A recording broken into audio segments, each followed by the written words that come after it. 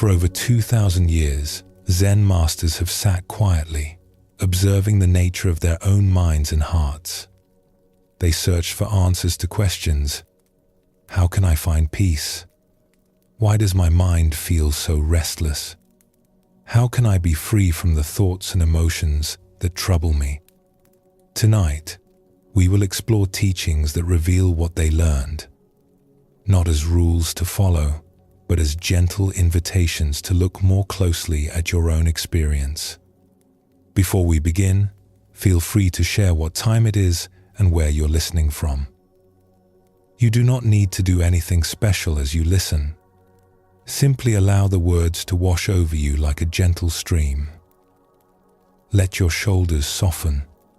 Take a slow, deep breath. And let's begin our journey together. Have you ever sat down to rest, only to find that your mind refuses to be still? Your body wants to relax, but inside your head, the thoughts just keep coming. Worries about tomorrow, memories of yesterday, things you need to do, things you wish you had done differently. Round and round they go, like leaves caught in a spinning wind. Maybe you have tried to quiet your mind. Maybe you have closed your eyes, taken a breath, and hoped for silence. But the thoughts keep arriving. Plans tumble into worries. Worries tumble into memories. Memories tumble into daydreams. And before you know it, you are far away from the peaceful rest you were hoping to find. This is such a familiar feeling for so many of us. And if you have ever felt this way, please know that you are not alone, not even close. In fact, you are in the company of every human being who has ever lived.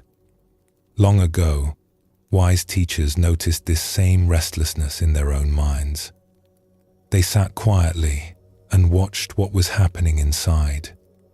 They paid close attention to the endless stream of thoughts that seemed to flow through them. And they came up with a beautiful way to describe what they found. One ancient Tibetan text says that the untrained mind is like a waterfall, always tumbling, always rushing forward. Picture yourself standing near a waterfall somewhere in nature. Maybe it is in a forest, with tall trees all around and soft moss growing on the rocks.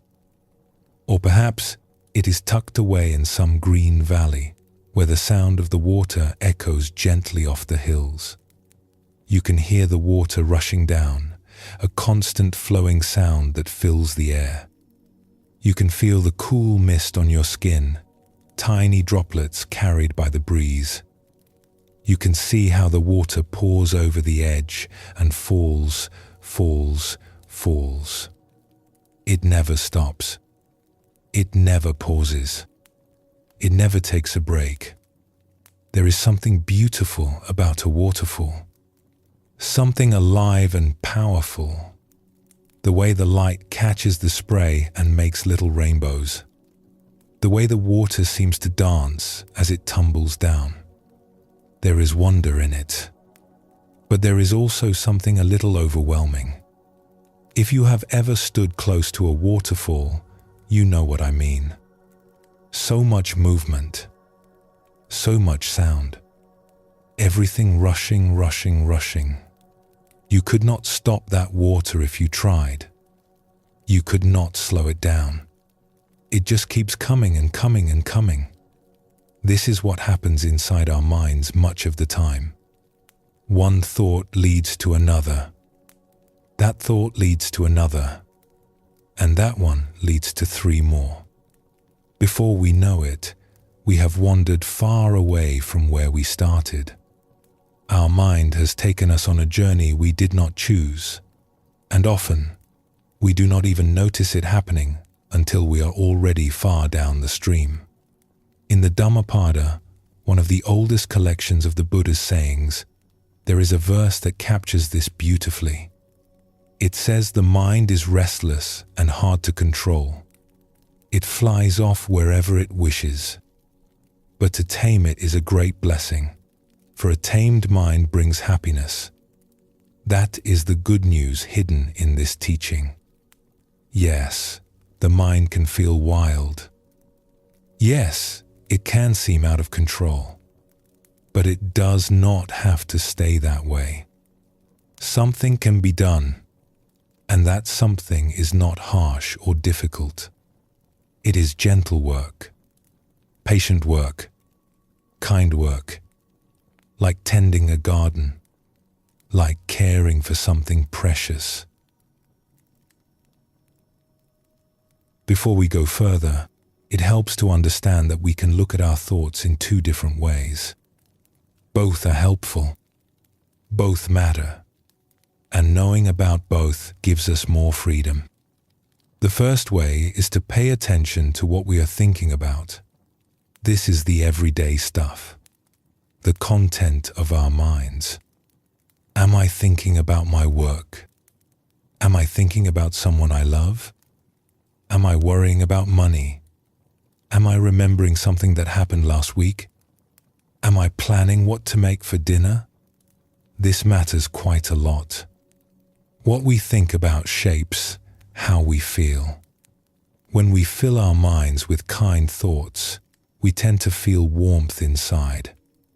When we fill our minds with worried thoughts, we tend to feel anxious and tight. When we fill our minds with grateful thoughts, something in us softens and opens. The Buddha himself spoke about this.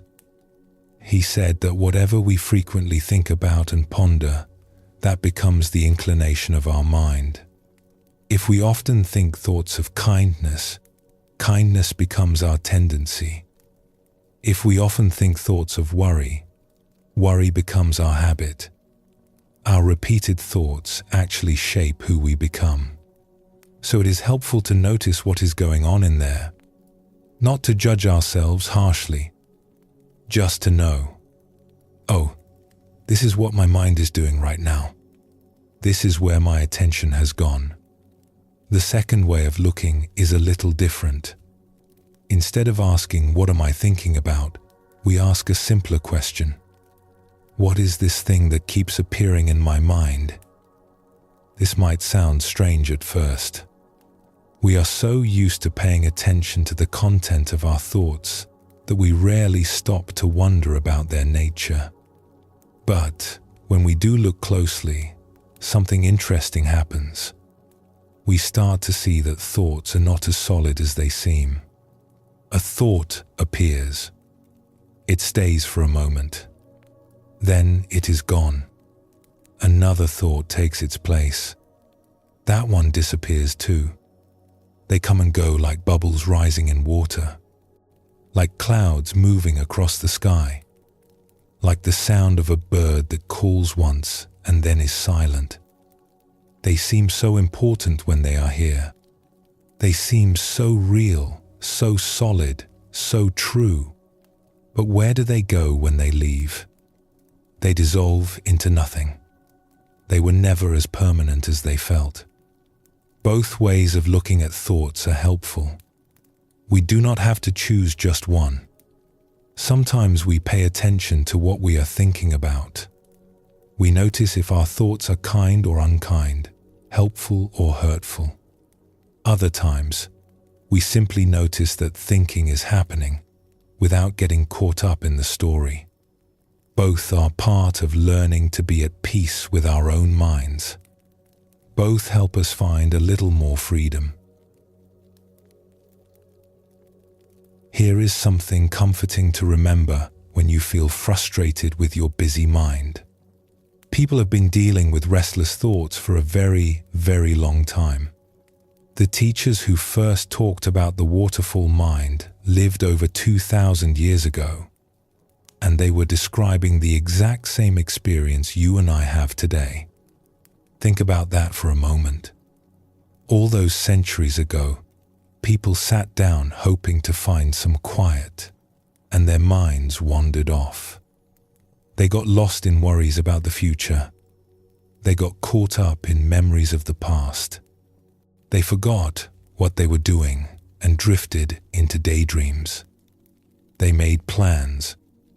They had arguments in their heads with people who were not even there. The details were different, of course. They were not thinking about the things we think about today. Their lives looked very different from ours. But the pattern was exactly the same. The mind wandered. The mind got busy. The mind would not settle down. Even the Buddha, before his awakening, struggled with his own mind. In one teaching, he describes sitting in meditation and watching thoughts of desire arise, thoughts of frustration, thoughts of restlessness. He was not born with a perfectly still mind. He had to learn, just as we do. This means you are part of a very large family. A family that stretches across time and across the whole world. Every person who has ever tried to find some inner peace has faced this same challenge. Every person who has ever sat quietly and watched their mind has noticed the same restlessness. You are walking a path that countless others have walked before you. Their footprints are all around you, even if you cannot see them. And here is the really good news. Those who walked this path before us found their way through. They discovered how to be at ease with their minds. They learned that the waterfall could be watched without drowning.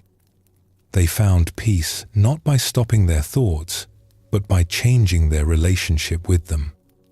If they could do it with the same kind of mind we have, perhaps we can too. Perhaps the peace they found is available to us as well. We just need to learn the way.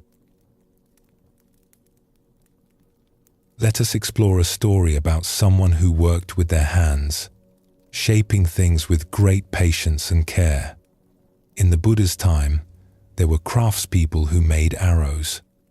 This was skilled work that required attention and gentleness. They would take a rough piece of wood, crooked and imperfect, and slowly shape it into something useful and true. The Buddha himself used this image to describe training the mind. He said, "Just as a fletcher straightens an arrow, so the wise person straightens the mind, which is so hard to control, so flighty, landing wherever it wishes." Imagine watching one of these craftspeople at work. The workshop is quiet. Soft light comes through the window. The air smells of wood shavings. Everything is unhurried. The craftsperson picks up a piece of wood. It is not straight yet.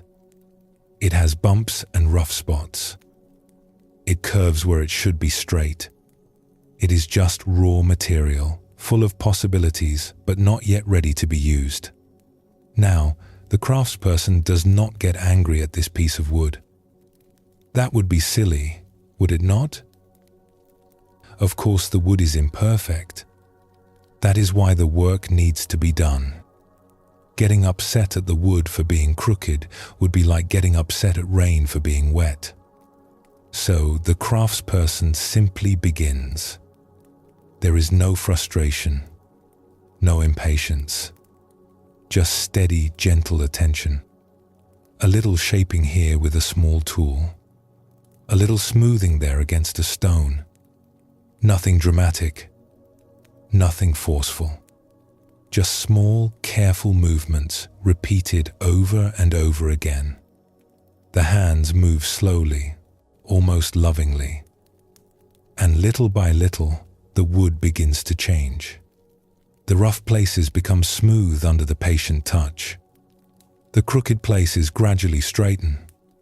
What started as raw material, unready and imperfect, becomes a beautiful, balanced arrow. True and straight.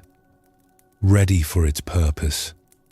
The change happened so gradually that you could not point to the moment when the crooked wood became a straight arrow. There was no sudden transformation. There was just this gentle, ongoing work. And then one day, the work was done. This is how we work with our own minds.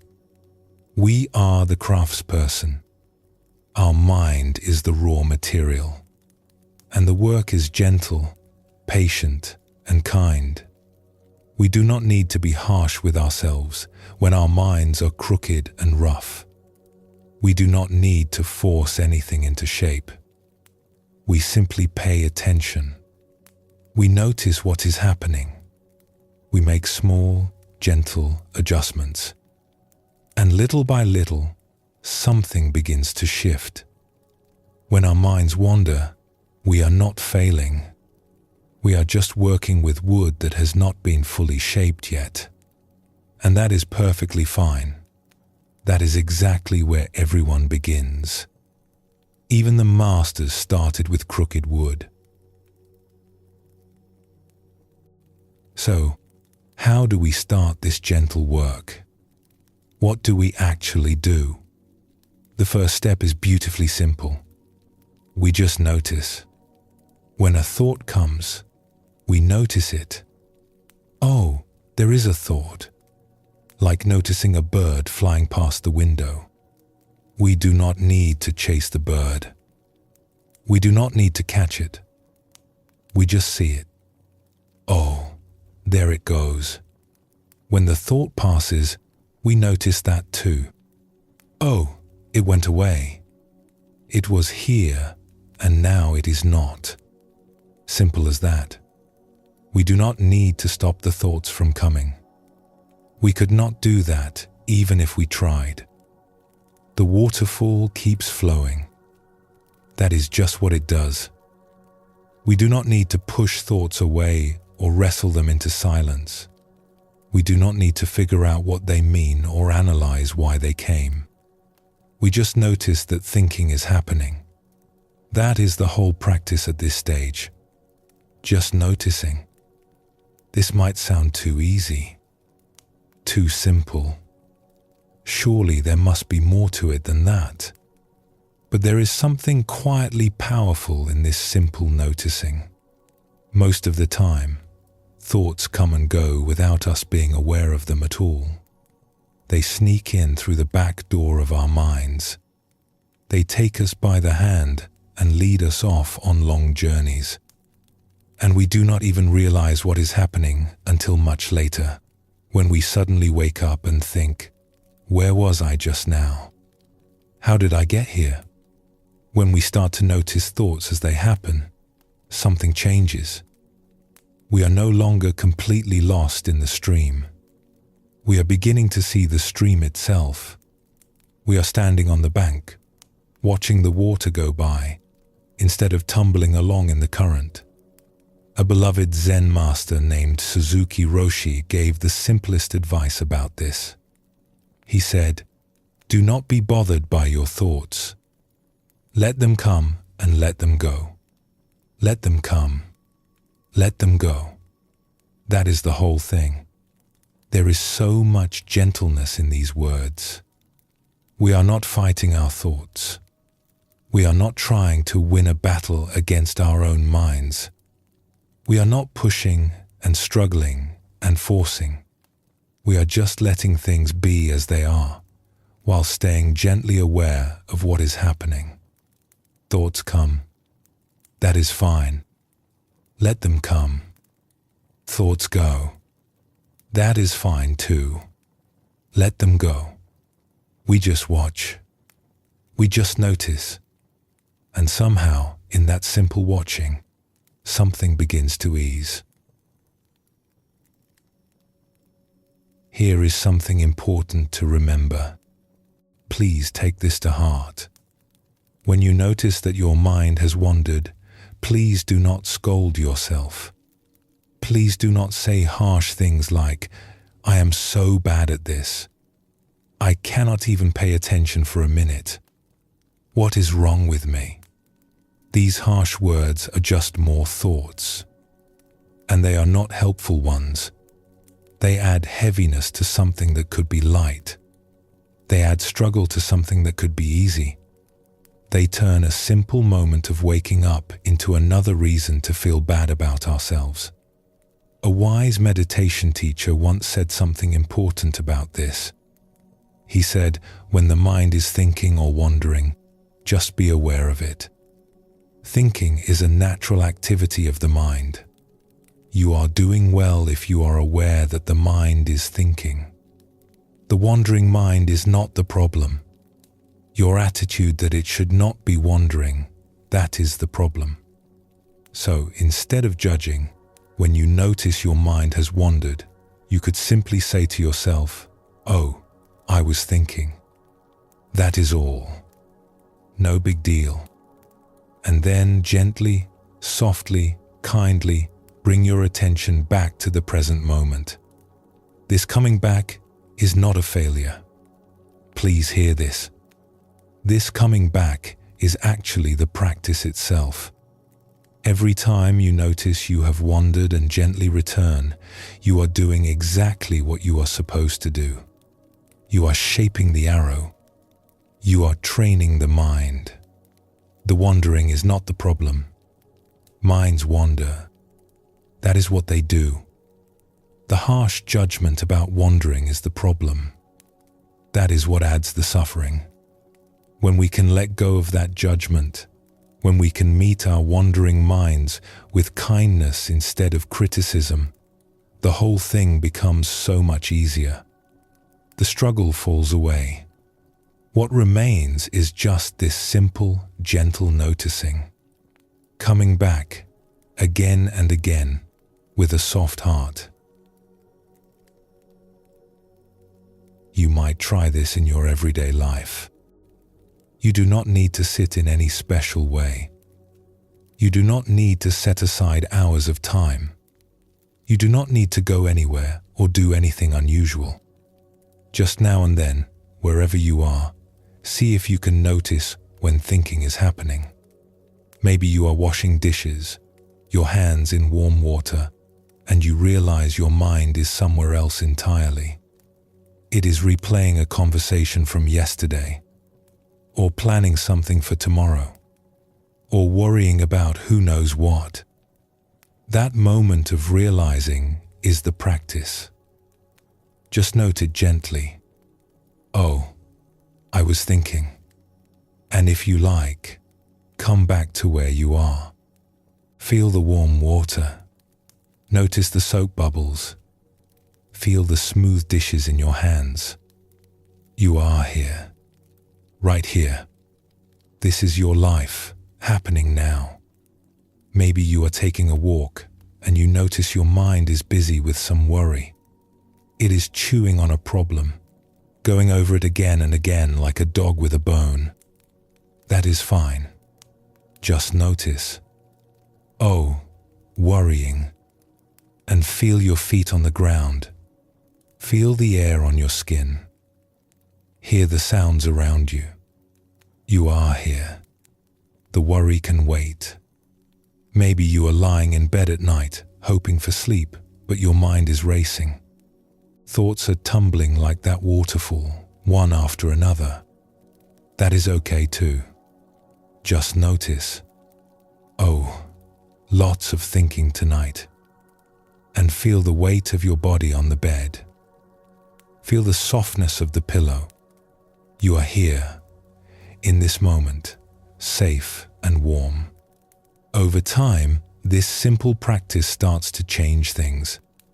You begin to catch thoughts a little earlier. You begin to feel a little more space around them. The waterfall is still there.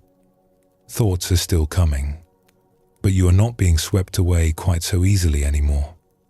It is like learning to stand beside the waterfall instead of being caught in the current. The water is still falling, white and rushing. But you are on solid ground, just watching. You can appreciate its beauty without being pulled under. There is a kind of freedom in this. It grows slowly, like a plant grows.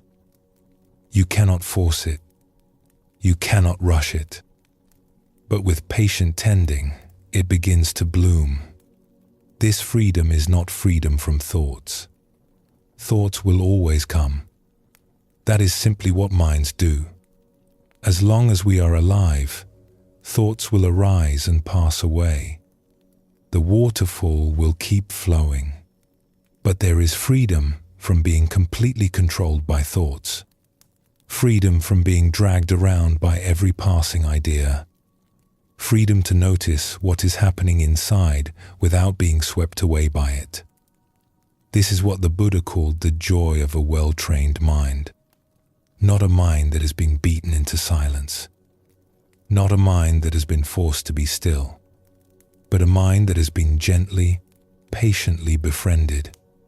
A mind that we have learned to work with rather than fight against. This freedom grows through gentleness, not through force. It grows through patience, not through struggle. It grows through kindness toward ourselves, even when we forget and wander off for the 100th time. Every time we notice we have wandered and gently come back, we are watering that plant of freedom. Every time we meet our busy minds with kindness instead of criticism, we are giving it sunshine. Slowly, slowly, it grows. The waterfall keeps flowing. That is its nature. Nothing we do will stop it. But we are learning to be at peace with it. We are learning that we can watch without drowning. We are learning that the mind is not our enemy. It is just a waterfall, beautiful, powerful, and wild. And we can learn to love it even as we learn to stand peacefully beside it. Now, let us pause here for a moment. You do not need to remember everything that was said. Just let it settle in its own way, like snow falling gently and finding its place on the ground. And when you are ready, we will continue this journey together.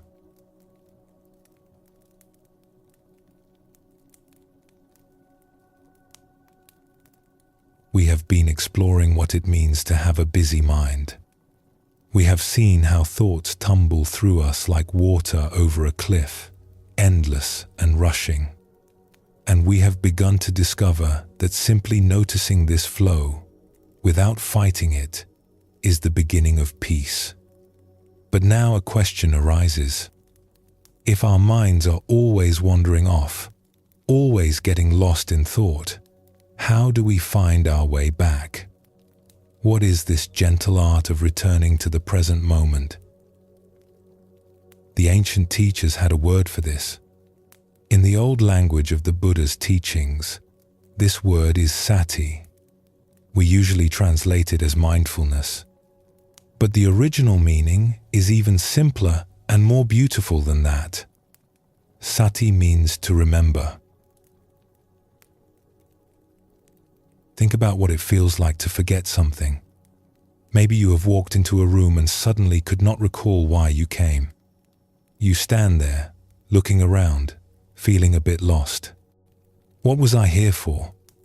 The purpose that brought you has slipped away, and you are left feeling slightly adrift. Or perhaps you have been reading a book, and after several pages, you realize you have no idea what you just read. Your eyes moved over the words, but your mind was somewhere else entirely. You forgot to actually be there for the reading. This forgetting happens constantly in our lives. We forget where we are. We forget what we are doing. We forget to be present for our own experience. The body is here, but the mind has wandered off to some other place, some other time. Mindfulness, at its heart, is simply the opposite of this forgetting. It is remembering. Remembering to be here. Remembering to come back. Remembering that this moment, right now, is where our life is actually happening. The Buddha spoke of this remembering in many ways. He said that mindfulness is the path to the deathless. It is the way out of confusion. Those who are mindful are fully alive. Those who are not mindful are as if already gone. These words might sound serious, even a little stern. But really, they are pointing to something very simple and very tender. When we are lost in thought, we miss our lives. When we remember to be present, we find our lives again. That is all. There is a lovely story about someone who discovered a simple reminder for this practice of remembering. This person was traveling by ship across a great expanse of water. The journey took many days. There was nothing to see but ocean in every direction, and it was easy to feel a bit lost out there, surrounded by so much blue emptiness. In the small room where this traveler was staying, there was a map posted on the wall. It showed the layout of the ship, all the different decks and rooms and passageways.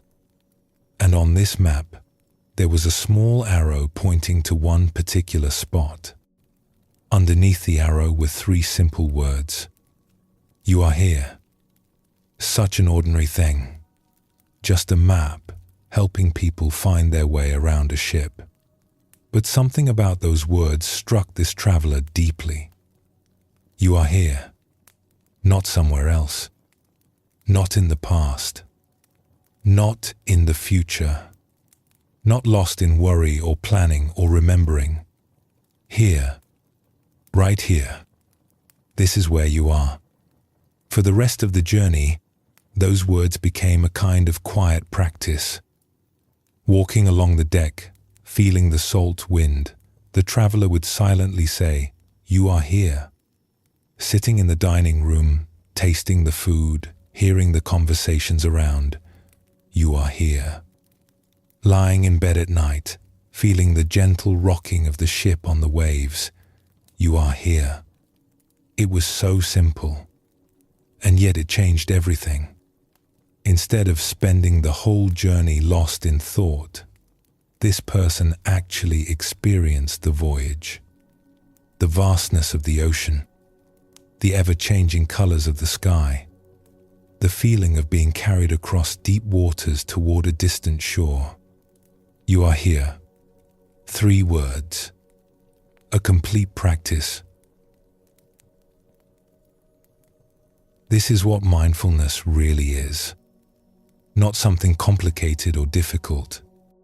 Just this gentle remembering. You are here. Come back. You are here. We wander off 1,000 times. That is fine. That is just what minds do. But each time we notice we have wandered, we can remember, oh, I am here. And we return. The returning is not a failure. Please remember this. The returning is the whole point. If we never wandered, we would never need to return. And it is in the returning that we build the muscle of presence. It is in the coming back, again and again, that something slowly strengthens in us. A Thai forest master named Ajahn Chah used to say that our practice is very simple. When you sit, know that you are sitting. When you walk, know that you are walking. When you eat, know that you are eating. That is all. Just know what you are doing while you are doing it. This knowing is not complicated. It is not intellectual. It is just being aware. Oh, I am sitting. Oh, I am walking. Oh, I am breathing. Oh, I am here.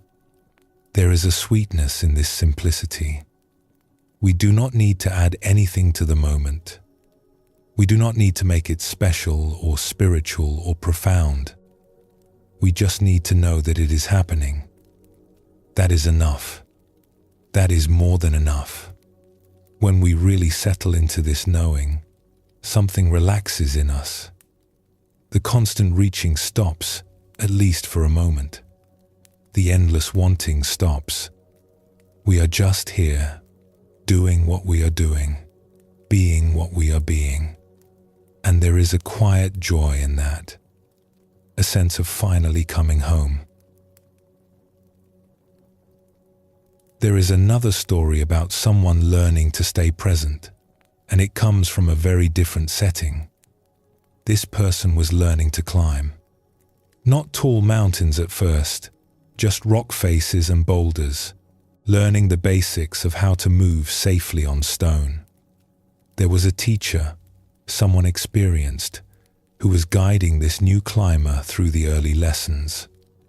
One of the first things the teacher said was this: "Stay over your feet." The new climber did not understand at first. "What do you mean, stay over your feet?" The teacher explained. When you are climbing, there is a temptation to lean forward, to reach for the next hold before you are ready, to be already thinking about where you want to go instead of where you actually are. But this is dangerous. If you lean too far forward, you lose your balance. Your weight is no longer centered, and that is when you fall. Stay over your feet means keep your weight centered over your foundation. Do not topple forward into the future. Be here, where your feet actually are, before you take the next step. The new climber tried this, and it was remarkable how often the urge arose to lean ahead, to reach for what was next, to leave the present position before it was truly time. Again and again, the teacher would say gently, "Stay over your feet. Come back to where you are. Trust that the next hold will be there when you are ready for it." This teaching was about climbing, yes, but it was also about so much more. It was about life itself, about how we are always leaning forward, always rushing ahead, always living in the next moment before we have fully arrived in this one. Stay over your feet. Feel where you are right now. Trust that the path will continue to unfold. But for now, be here. Fully here, with your weight resting on solid ground. This is such a beautiful teaching for our daily lives. How often are we already in the next moment before this one is finished? How often do we lean forward into what is coming, losing our balance in what is here? Even in simple things, eating dinner, but already thinking about what we will do after. Taking a shower, but already planning the day ahead. Talking with a friend, but already composing what we will say next. Always reaching, always leaning, never quite settled in our own feet. The invitation is to come back, to feel the ground, to trust that we will get to the next moment when it arrives. For now, this is where we are. This is where life is actually happening. You might notice something as you try to be present. Thoughts have a way of slipping in without announcing themselves. A sound happens, and you hear it. You know a sound is happening. A sensation arises in your body, and you feel it. You know something is being felt. These experiences have a kind of solidity to them. They make an impression as they arrive. But thoughts are different. Thoughts are slippery. They slide into the mind so quietly, so gently, that we often do not notice they have arrived. They are like mist creeping into a valley. One moment the air is clear. The next moment, without quite seeing it happen, everything is covered in fog. This is why it can be so hard to catch thoughts as they arise. By the time we notice we are thinking, we are usually already far down the road. The thought has taken us by the hand and led us away, and we only wake up when we are already lost. In the traditional teachings, this is called papancha. It is a beautiful old word that means something like mental proliferation or the spreading out of the mind. One thought leads to another, which leads to another, which leads to a whole world of thinking. And it happens so fast, so smoothly, that we do not see the links being made. This is not a problem to be fixed. It is simply something to understand. Thoughts are slippery by nature. They do not announce themselves the way sounds and sensations do. So we need to be patient with ourselves when we find we have wandered far away. The practice is not to prevent this wandering. The Buddha himself never said we should have no thoughts. The practice is simply to notice, when we notice, and then to gently return. You are here. Come back. Stay over your feet. One way to work with this slipperiness is to get curious about where in a thought's life you notice it. Every thought has a beginning, a middle, and an end. It arises, it stays for a moment, and then it passes away. Like a guest visiting a house. The guest arrives, stays for a while, and then leaves. Most of the time, we only notice thoughts after they have already taken us somewhere. We wake up in the middle of a whole story, a whole train of thinking, and we realize, oh, I have been gone. It is like noticing a guest only after they have been in your house for an hour, rearranging the furniture. But sometimes, with practice, we start to notice a little earlier. We catch the thought while it is still happening, while the guest is still in the living room. Oh, there is thinking. And just that noticing is enough to loosen the grip. And occasionally, in moments of real clarity, we notice right at the beginning. We see the thought arrive. We see the guest knock at the door. And in that seeing, something remarkable happens. The thought loses its power. It is just a thought. Just a small arising in the mind. Not a big deal at all. There is no judgment in this practice. We are not trying to achieve some perfect score of catching thoughts early. We are simply getting curious. Where did I notice that one? After it was gone? In the middle? Right at the start? This curiosity itself is a form of mindfulness. It keeps us interested, engaged, present. And over time, without forcing anything, we naturally begin to notice a little sooner, a little more clearly. The Buddha encouraged this kind of careful attention. He said that a person who is mindful knows when a thought has arisen. They know when a thought is present. They know when a thought passes away. This knowing is itself a form of wisdom. It shows us that thoughts come and go. They do not last. They are not solid. And we do not have to be swept away by them. Let us talk about the difference between being absent and being present, because understanding this difference is at the heart of everything we are exploring. Being absent is what happens most of the time. The body is here, doing whatever it is doing. But the mind is elsewhere, planning the future, replaying the past, having imaginary conversations, worrying about things that may never happen, building castles in the air or fighting battles that exist only in thought. There is nothing wrong with thinking. Of course, the mind thinks. That is its job. But when we are completely absorbed in thought, we miss the life that is happening right in front of us.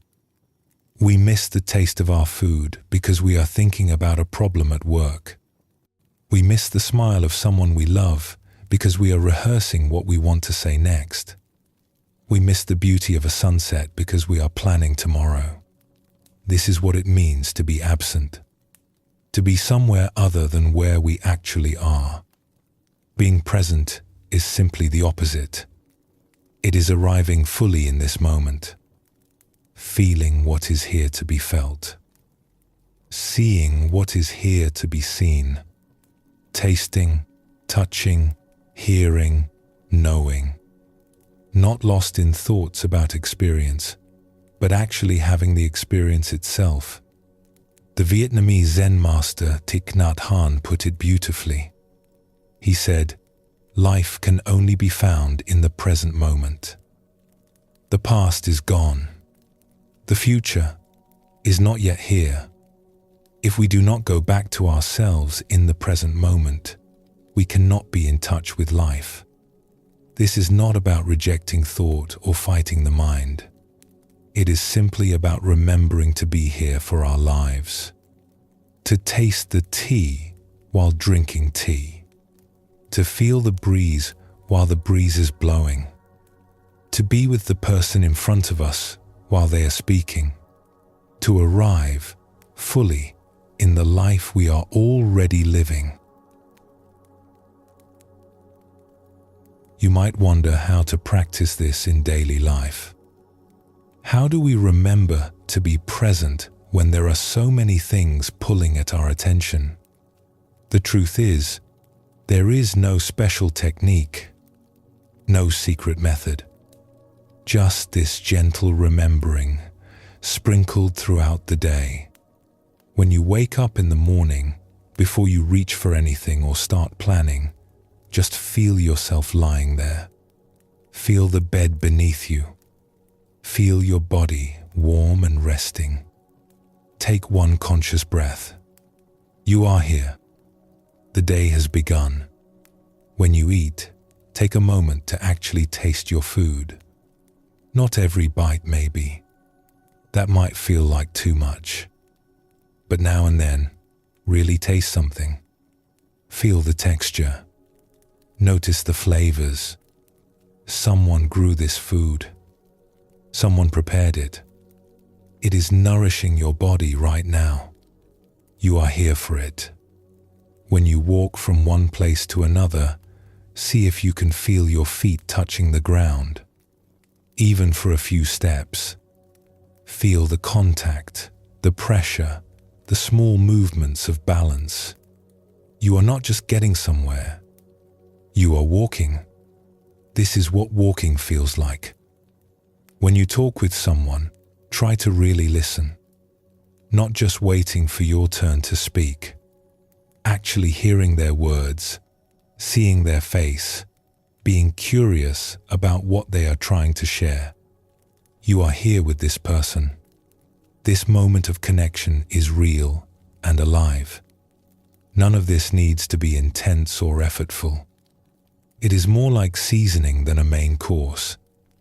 A little presence here, a little remembering there, gently coming back whenever you notice you have drifted away. There is a beautiful instruction that appears in many Buddhist teachings. It says simply, whatever you are doing, be aware that you are doing it. This sounds almost too simple to be meaningful. Of course I know what I am doing. I am walking. I am eating. I am talking. But do we really know? Or are we doing one thing with our bodies while our minds are off doing something completely different? The practice is to close this gap, to bring the mind back to where the body already is, to be unified, whole, present, not scattered across past and future, but gathered here, in this moment, doing this one thing. When body and mind are together, something settles, something relaxes. We are no longer pulled in different directions. We are just here, complete, at peace. This is not a state we achieve once and then hold forever. It is a coming back, again and again, a gentle returning. The mind wanders, and we bring it back. The mind wanders again, and we bring it back again. This is the practice. This is the path. There is nothing wrong with the wandering. The beauty is in the return. As we close this part of our journey, let us remember the simplicity of what we have been exploring. Mindfulness is not complicated. It is not something only monks and nuns can do. It is not reserved for people who sit in meditation for hours every day. It is available to everyone, in every moment, no matter where you are or what you are doing. Mindfulness is just remembering. Remembering to be here. Remembering to come back. Remembering that this moment, however ordinary it may seem, is precious and alive. You are here. These 3 small words can become a lifeline. Whenever you feel lost, whenever the mind has carried you away, whenever you wake up and realize you have been gone, you can say them softly to yourself. You are here. Feel your body. Feel your breath. Feel the ground beneath your feet. Look around and see where you actually are. Listen to the sounds that are here right now. Notice the quality of light. Feel the temperature of the air on your skin. This is your life, not the thoughts about your life, not the memories or the plans, not the worries or the hopes. This, right here, right now. This moment is complete in itself. It lacks nothing. It needs nothing added. Stay over your feet. Do not topple forward into what comes next. Trust that you will get there when it is time. For now, just be where you are. Just rest in this moment. Just let yourself arrive, fully and completely, in the life you are already living. Now, let us pause and rest together. And when you are ready, we will continue walking this path together.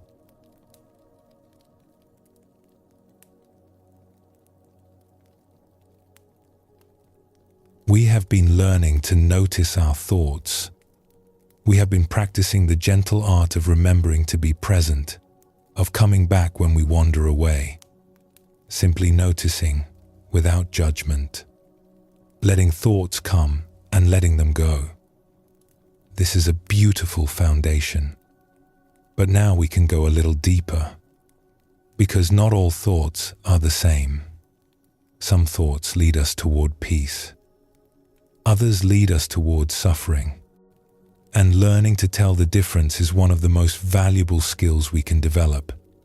This is not about judging ourselves harshly. It is not about feeling guilty when certain thoughts arise. It is simply about developing a kind of inner wisdom, a gentle discernment that helps us know which thoughts to follow and which to let pass by. There is a common saying in some spiritual circles: follow your heart. It sounds beautiful. It sounds wise. And there is some truth in it. The heart knows things the mind does not always understand. There is wisdom in our depths. But a wise teacher from the forest monasteries of Thailand once offered a different perspective. He said, "Our practice is not to follow the heart. Our practice is to train the heart." At first, this might sound strange. Are we not supposed to trust ourselves? Are we not supposed to listen to our inner voice? But think about it for a moment. Is everything in our hearts wise and good? Is every impulse worth following? Is every desire a trustworthy guide? If we are honest, we know the answer. Sometimes our hearts are filled with kindness and love. Sometimes they are filled with fear and resentment. Sometimes our impulses lead us toward connection and generosity. Sometimes they lead us toward things we later regret. The heart is like a garden. Many things grow there. Some are flowers. Some are weeds. If we simply follow whatever is growing, without any discernment, we may find ourselves wandering in a tangle of thorns. But if we learn to tend the garden, to nourish what is beautiful, and gently remove what causes harm, the heart becomes a place of real wisdom, a place we can trust, not because we blindly follow it, but because we have trained it with care. Long ago, before the Buddha was fully awakened, he spent time in deep contemplation. He sat quietly, watching his own mind, trying to understand how it worked. And during this time, he made an important discovery. He noticed that his thoughts could be divided into two kinds. On one side, there were thoughts rooted in grasping, in wanting things to be different than they are. Thoughts of craving and desire, thoughts of ill will and irritation, thoughts of harshness toward himself or others. On the other side, there were thoughts rooted in something else entirely.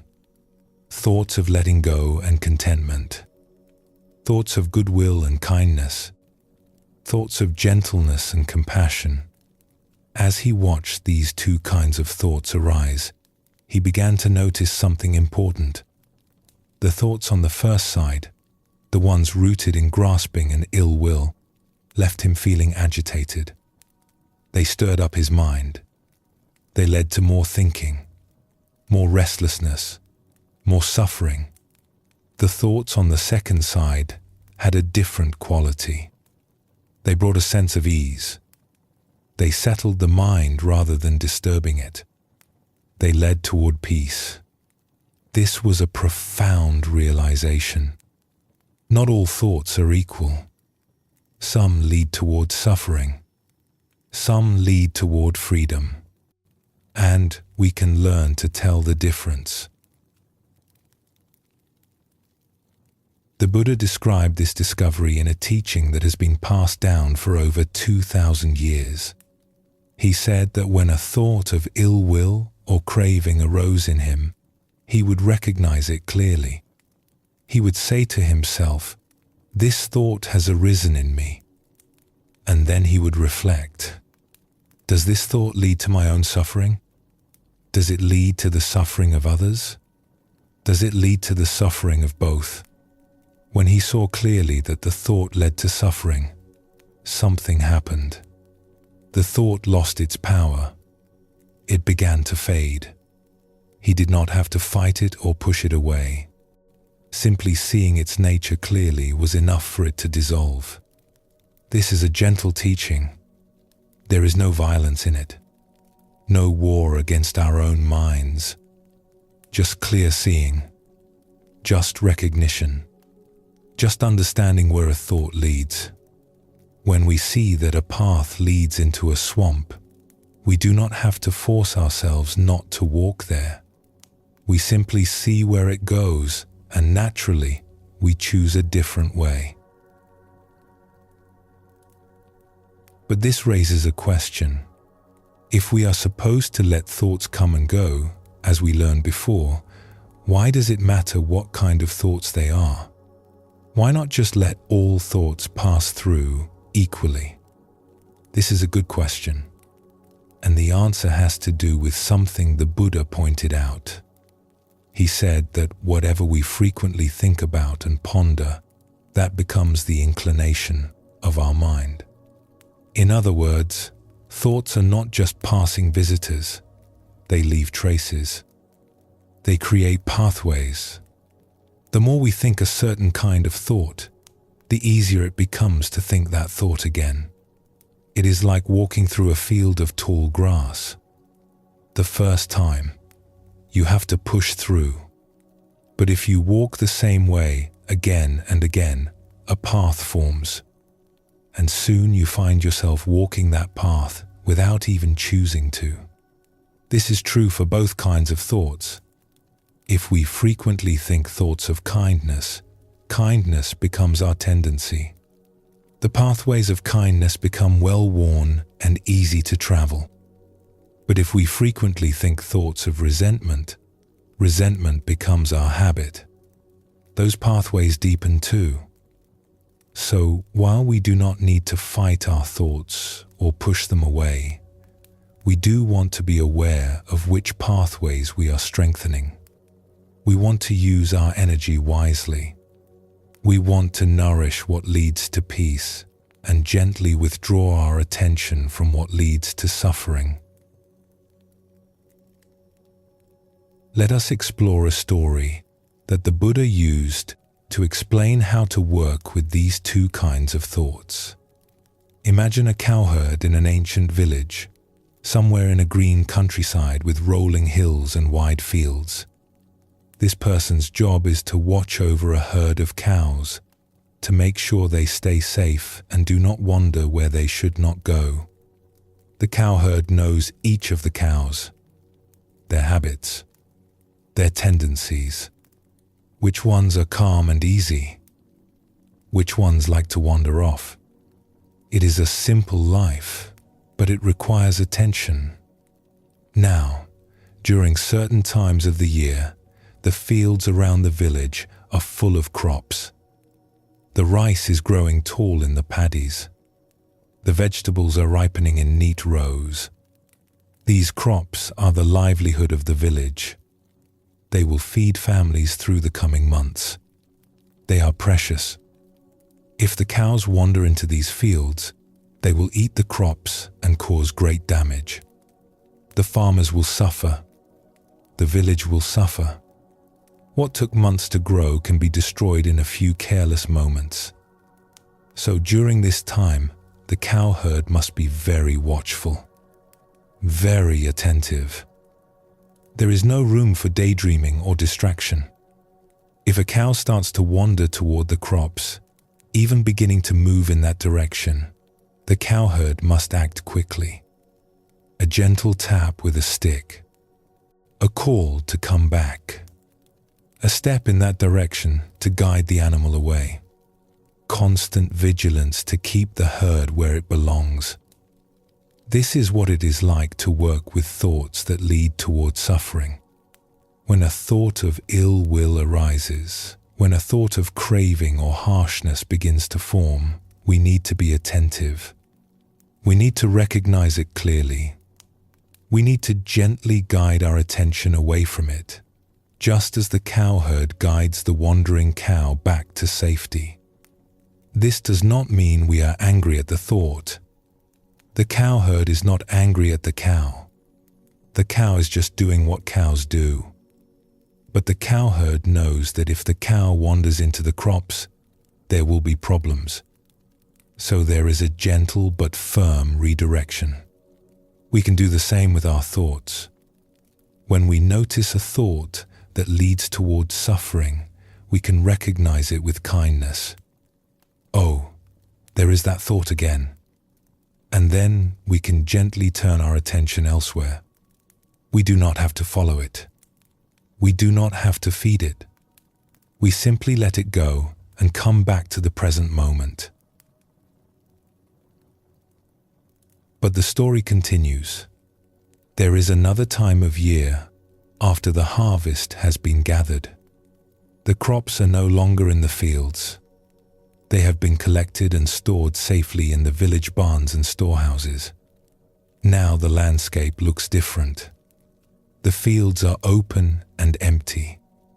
The stubble of harvested plants lies low to the ground. There is nothing precious growing that needs protection. Now the cowherd's job is different. The cows can wander more freely. There is nothing for them to damage. They can graze here and there, moving across the open land as they please. So the cowherd can sit at the foot of a tree, perhaps a great old tree with spreading branches that offer shade from the afternoon sun. The cowherd can rest there, relaxed and at ease. The cows are there, moving about, grazing here and there. Now and then, the cowherd glances up to see where they are. They are fine. There is nothing to worry about. The cowherd simply needs to be aware that they are present. No urgency. No constant vigilance. Just a gentle knowing that the cows are around, doing what cows do. This is what it is like to work with thoughts that are wholesome and peaceful. When a thought of kindness arises, when a feeling of goodwill or gratitude appears, we do not need to guard against it. We do not need to be vigilant or worried. We can simply relax and know that it is there. These thoughts are like cows in an empty field. They can move about freely. They cause no harm. We can sit under our tree and enjoy their presence. The Buddha said we only need to be mindful that these wholesome states are present. That is all. No need to do anything special. No need to grasp at them or try to hold on to them. Just a gentle awareness that something good is here. This teaching shows us that mindfulness is not one single thing. It has different flavors, different qualities, depending on what we are working with. With thoughts that lead towards suffering, mindfulness has an active quality. It is watchful, attentive, ready to gently redirect. Like the cowherd during the growing season, we stay alert. We notice when we are wandering toward the crops, and we guide ourselves back. With thoughts that lead toward peace, mindfulness has a more relaxed quality. It is still aware, still present, but without that same urgency. We can rest more easily. We can enjoy the goodness that is present without needing to do anything about it. Knowing which kind of mindfulness to apply is itself a form of wisdom. If we are too vigilant with wholesome states, we disturb our own peace. We make things harder than they need to be. But if we are too relaxed with unwholesome states, we may find ourselves wandering into the crops before we know it. The middle way, as always, is balance. Knowing when to be watchful, knowing when to rest. Trusting ourselves to learn the difference through practice and experience. You might wonder how to know which thoughts are which. How can we tell if a thought leads towards suffering or toward peace? This is not always obvious. Some thoughts are clearly harmful. Others are clearly kind. But many fall somewhere in between, and it can take practice to discern their true nature. The Buddha gave a simple test. When a thought arises, we can ask ourselves a few gentle questions. Does this thought lead to my own well-being, or does it lead to my own harm? Does this thought lead to the well-being of others, or does it lead to their harm? Does this thought bring peace to the mind, or does it stir up agitation? These are not complicated questions. We do not need to analyze our thoughts in great detail or become philosophers of our own minds. We just need to feel into them honestly. When we think this thought, does something relax in us, or does something tighten? Does the mind become more spacious or more contracted? Does the heart open, or does it close? Sometimes the answers are clear right away. A thought of wishing someone well obviously leads toward peace. A thought of plotting revenge obviously leads towards suffering. But sometimes we need to sit with a thought for a moment, to feel its texture, to notice what it does to us. Our own experience is the guide. We learn by paying attention. We learn by noticing the results of different kinds of thinking. Over time, we develop an intuition. We begin to recognize the flavor of thoughts that lead towards suffering. And we begin to recognize the flavor of thoughts that lead toward freedom. It is important to remember that this discernment is not about being perfect. It is not about never having unwholesome thoughts. That is not possible for anyone.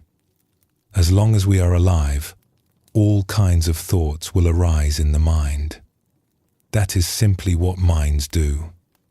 Even the Buddha, even the greatest masters, had thoughts arise in their minds that they did not choose. The difference is in how we respond.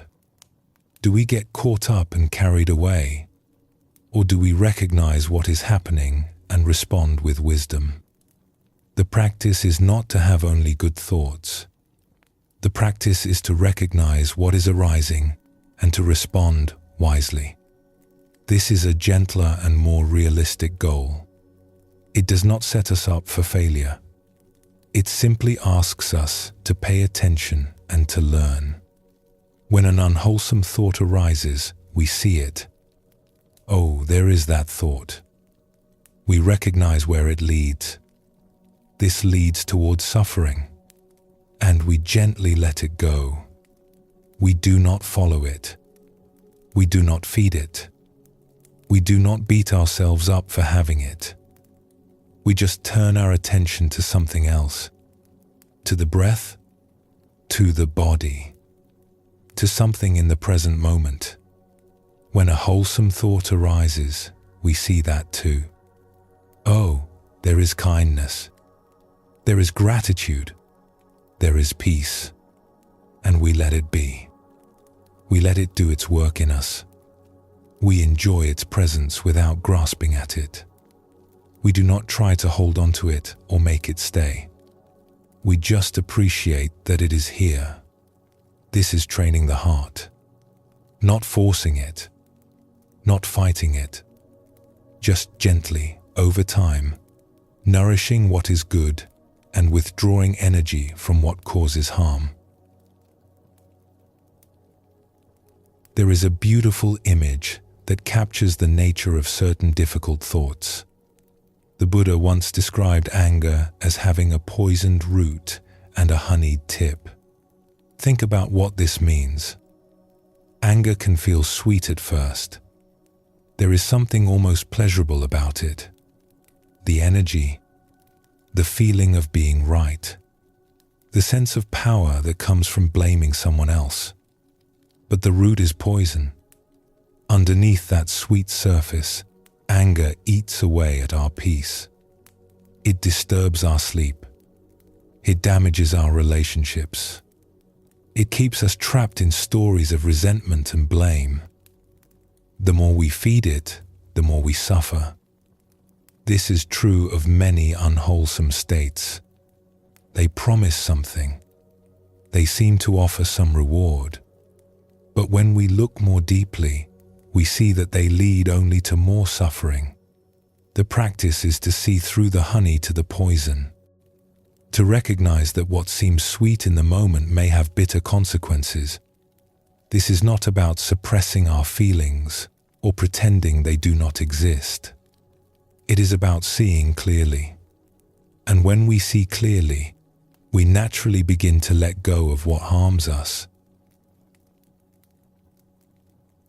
As we develop this discernment, something beautiful begins to happen. We start to trust ourselves more, not because we follow every impulse blindly, but because we know we have the wisdom to tell the difference. We know we can recognize what leads to suffering and what leads to peace.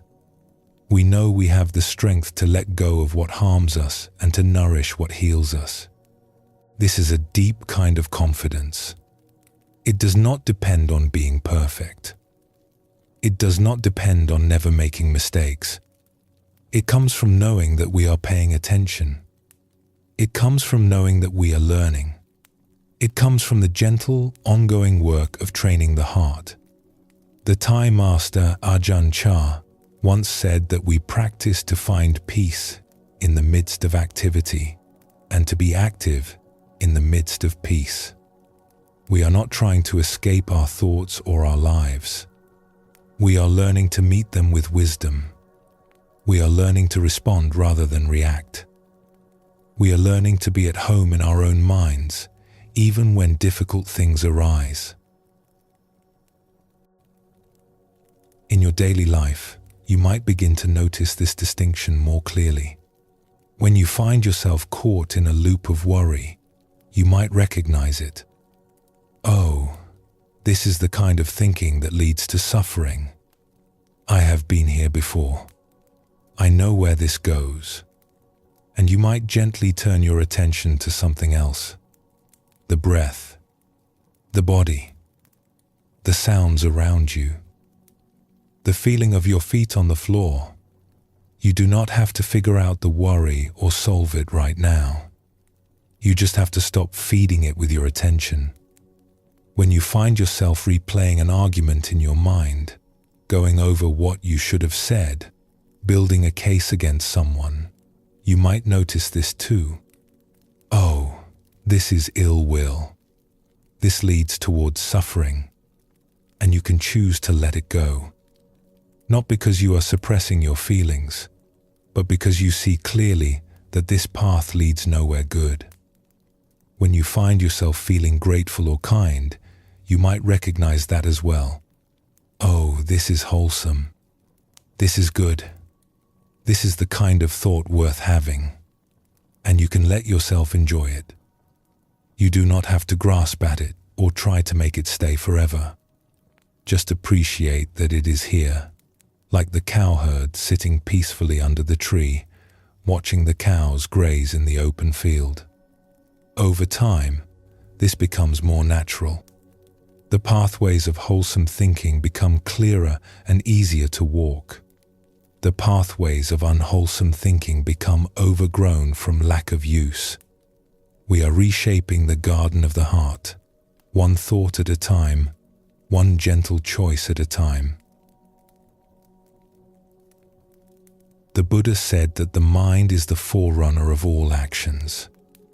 What we think shapes what we do. What we do shapes our lives. So tending to our thoughts is not a small thing. It is one of the most important things we can do. But we do it gently.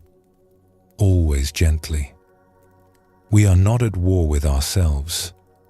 We are learning to be wise and kind gardeners of our own minds.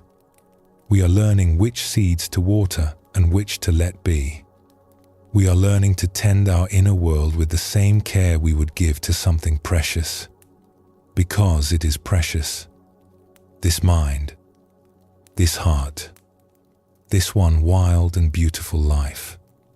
It deserves our attention. It deserves our care. It deserves the same patience we would give to a child learning to walk, or a garden slowly coming into bloom. We are not trying to become someone else. We are simply tending to who we already are. We are clearing away what obscures our natural goodness. We are making space for kindness and wisdom to grow. Now, let us rest for a moment. You do not need to sort through every thought right now. Just be here, gently, in this moment.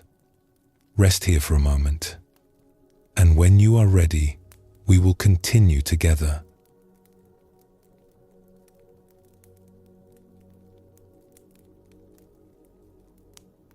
We have been learning to notice our thoughts. We have been practicing how to discern which thoughts lead toward peace and which lead toward suffering. We have been tending the garden of the mind, gently nourishing what is wholesome and letting go of what causes harm. All of this is important work. It happens on the level of everyday experience, where the content of our thoughts truly matters. What we think shapes how we feel. What we feel shapes how we act. What we do shapes our lives. But now we come to something deeper, something that can change everything. So far, we have been looking at what our thoughts are saying. Now we are going to look at what thoughts actually are. Have you ever stopped to wonder what a thought really is? We have thousands of them every day. They fill our minds from morning until night. They visit us even in our dreams. And yet, if someone asked us to explain what a thought actually is, most of us would struggle to answer. We know what thoughts feel like. We know they seem to appear from nowhere and disappear just as mysteriously. We know they can be pleasant or unpleasant, helpful or harmful. But what are they made of?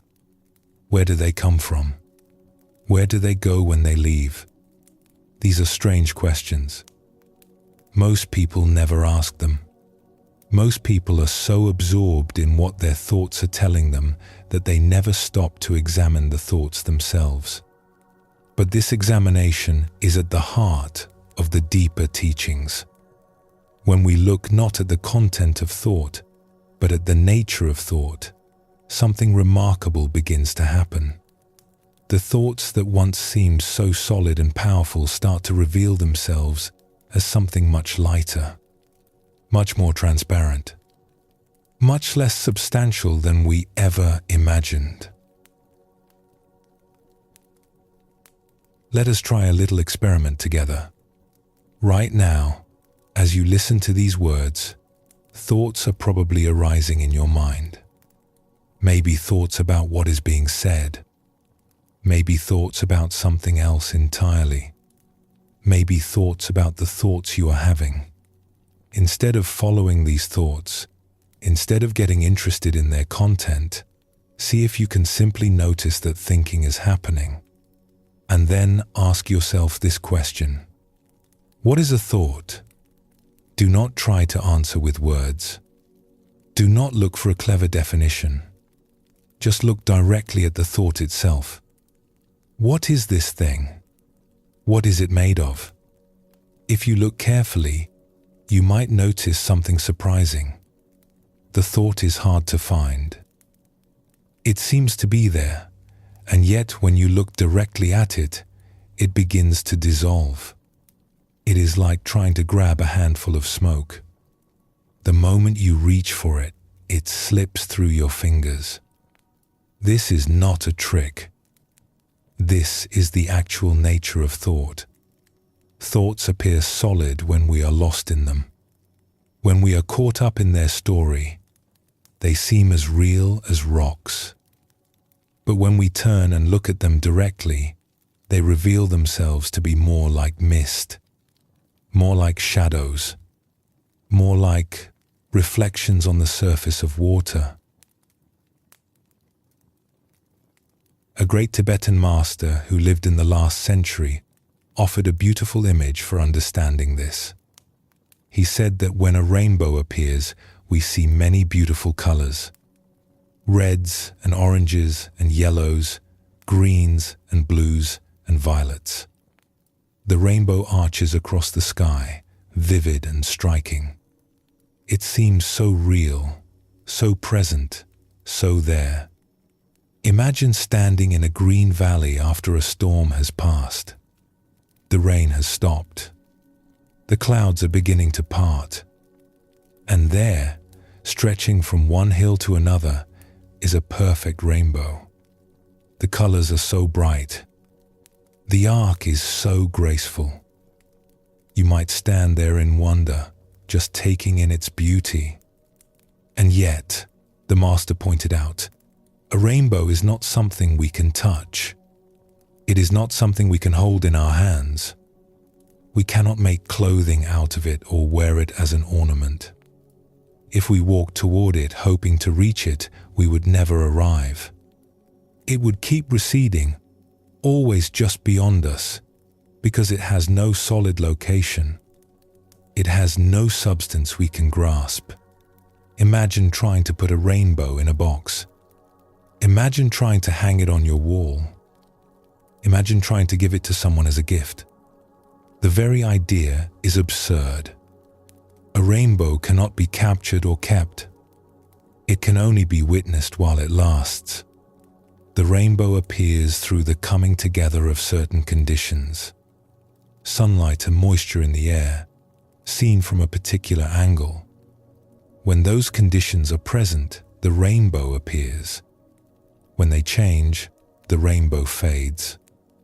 It was never a thing in itself. It was always just an appearance, beautiful but insubstantial, real in one sense, but utterly without substance in another.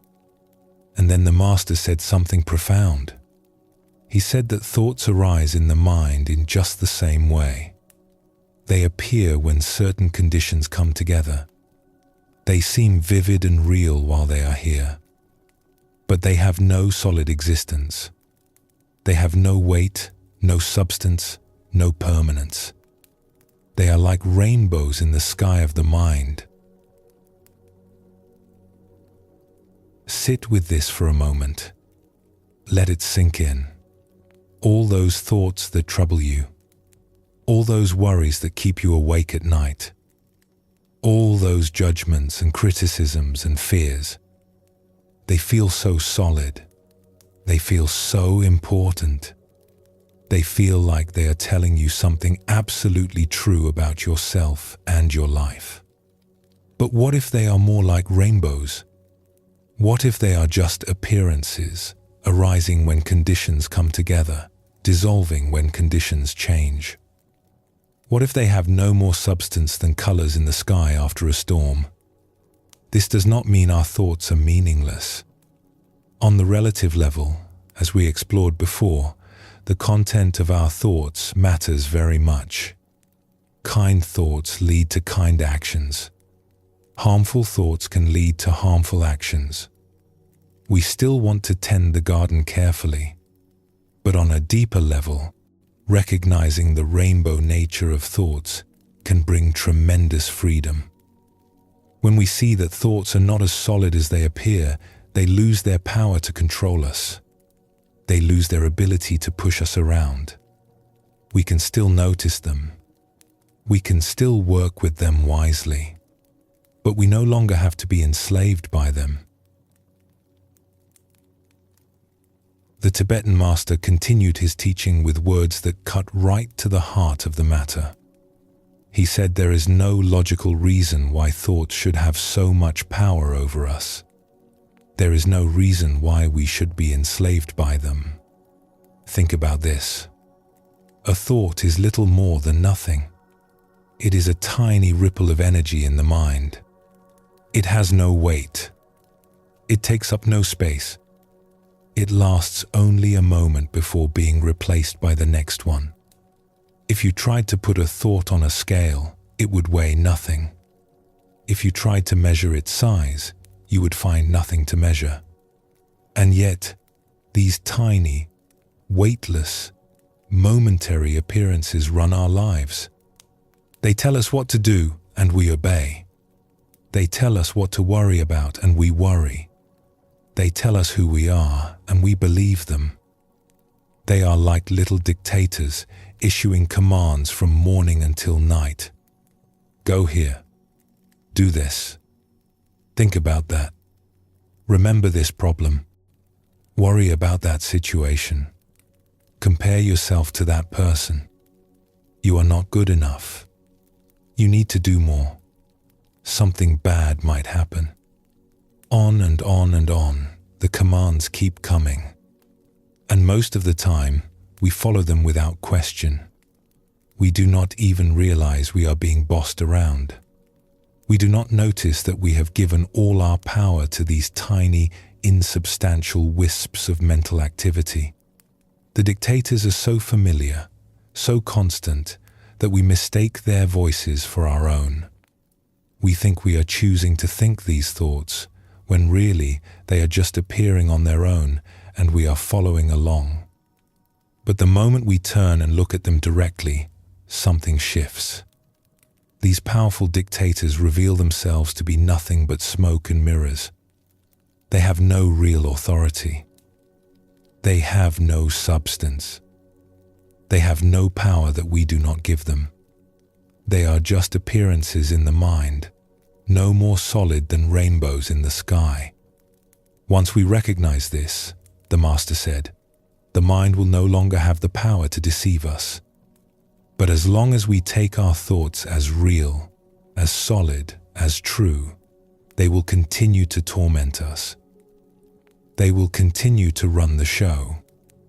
They will continue to boss us around mercilessly, as they have been doing for as long as we can remember. This teaching is not asking us to get rid of our thoughts. That is not possible. As long as we are alive, thoughts will arise. That is simply what minds do. The teaching is asking us to see thoughts clearly, to recognize their true nature, to stop being fooled by their apparent solidity. There is a question we can carry with us as we go about our days. Whenever a thought arises that seems particularly solid, particularly important, particularly true, we can ask ourselves this: what is this thought really? We are not looking for a verbal answer. We are simply turning our attention to the thought itself. We are looking at it instead of through it. We are examining its nature instead of getting lost in its content. And when we do this, again and again, something begins to change. The thoughts do not stop coming, but their grip loosens. Their power fades. We start to see them for what they are: passing appearances, rainbows in the mind, here for a moment, then gone. This is what the ancient teachings call seeing into the empty nature of thought.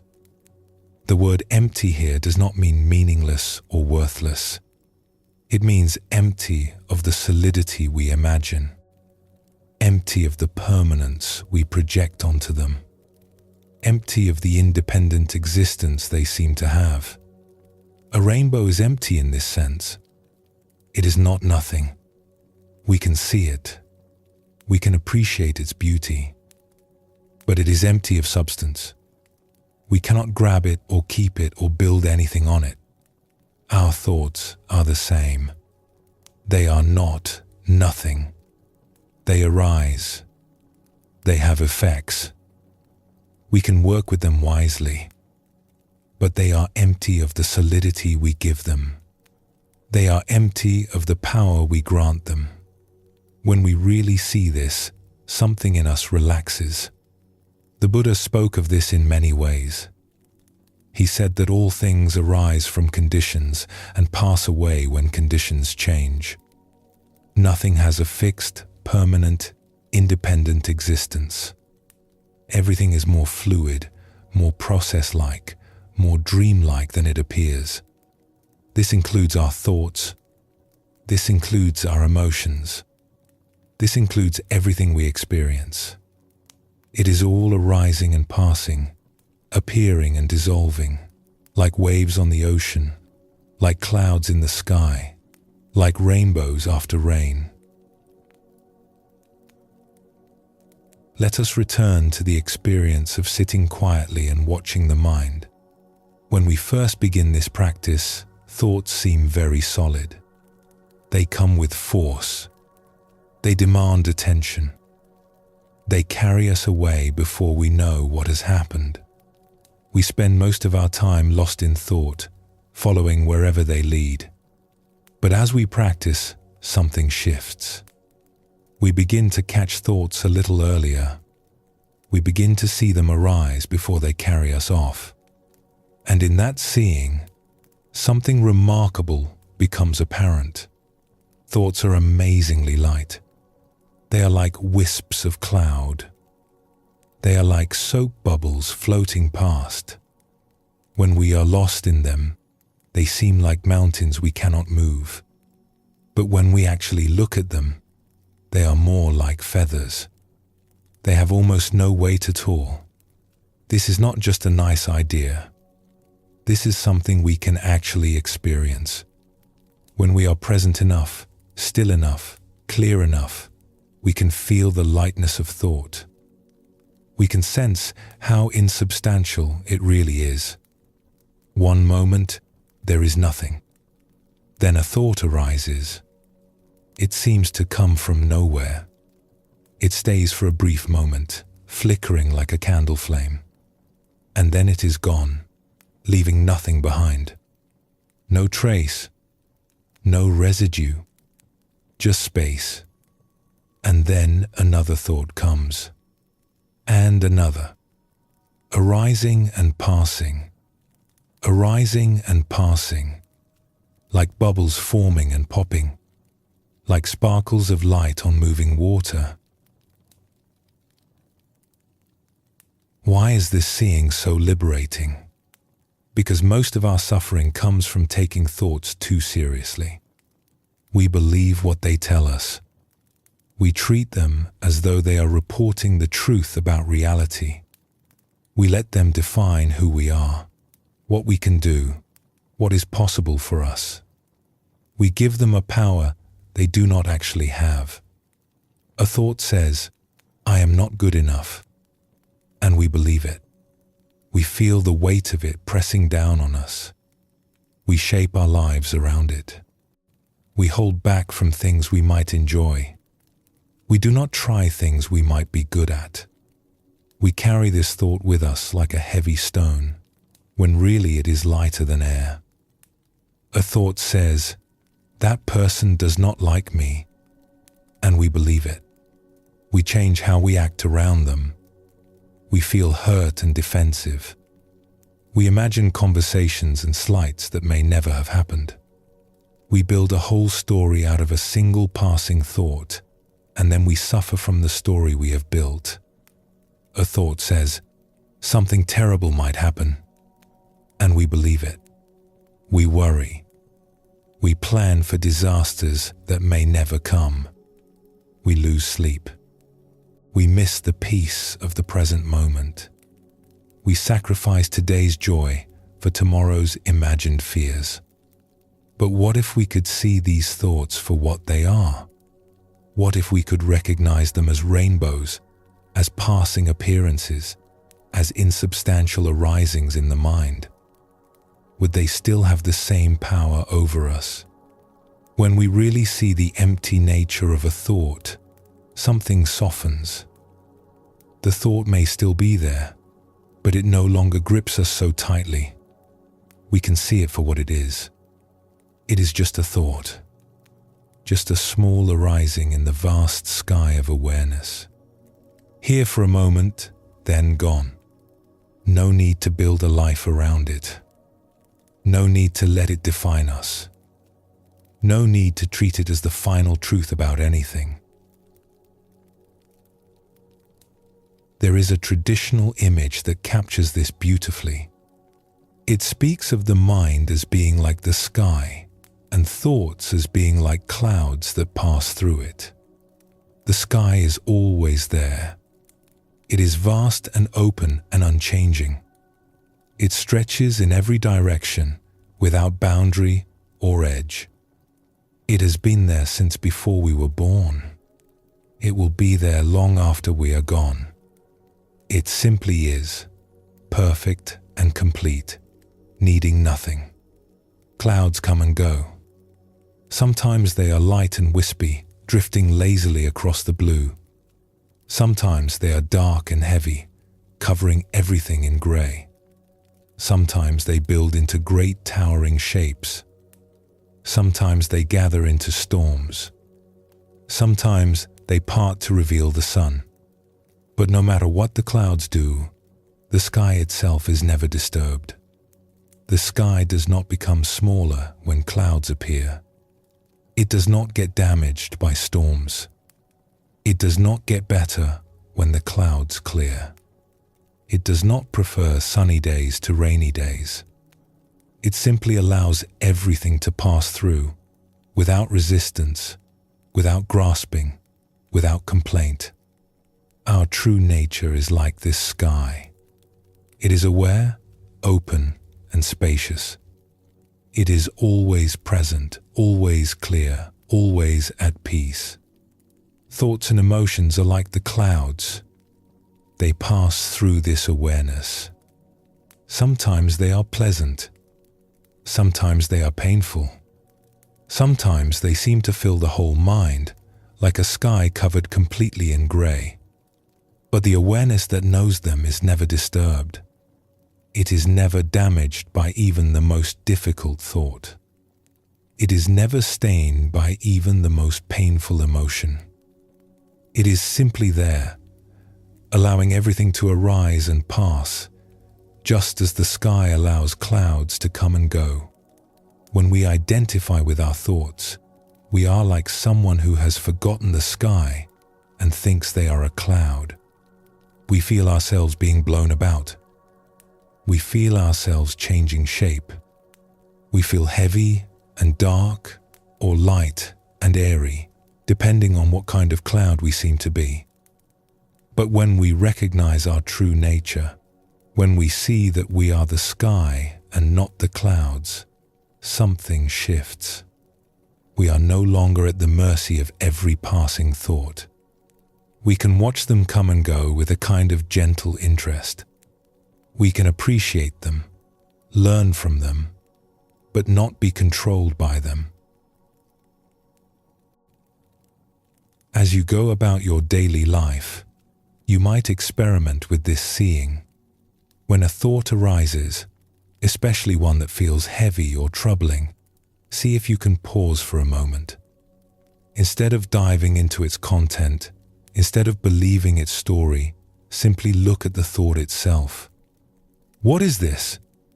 What is it made of? Where did it come from? Where is it going? You do not need to answer these questions with your thinking mind. Just hold them lightly. Let them turn your attention toward the nature of the thought rather than its content. You might notice that the thought begins to lose its solidity. It might fade more quickly than usual. It might reveal itself to be lighter, more transparent, more rainbow-like than you expected. This is not about suppressing thoughts or pretending they do not exist. It is about seeing them clearly.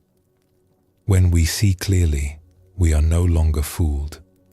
When we are no longer fooled, we are free. The great teachers remind us that this freedom is always available. It is not something we have to create or achieve. It is simply what remains when we stop being deceived by the apparent solidity of our thoughts. We do not have to wait until we have no more difficult thoughts. We do not have to perfect our minds before we can taste this freedom. Right now, in this very moment, we can turn and look at whatever thought is arising. We can ask, what is this, really? And in that looking, in that questioning, something opens up. Space opens up. Lightness opens up. The possibility of not being pushed around by every passing mental event opens up. This is the gift of understanding the rainbow nature of thought. Not that thoughts stop, but that they no longer imprison us. Not that the mind becomes empty, but that we see the emptiness that was always there. Not that we escape our experience, but that we meet it with clear seeing and an open heart. Now, let us pause for a moment. Rest in this space. And when you are ready, we will continue this journey together.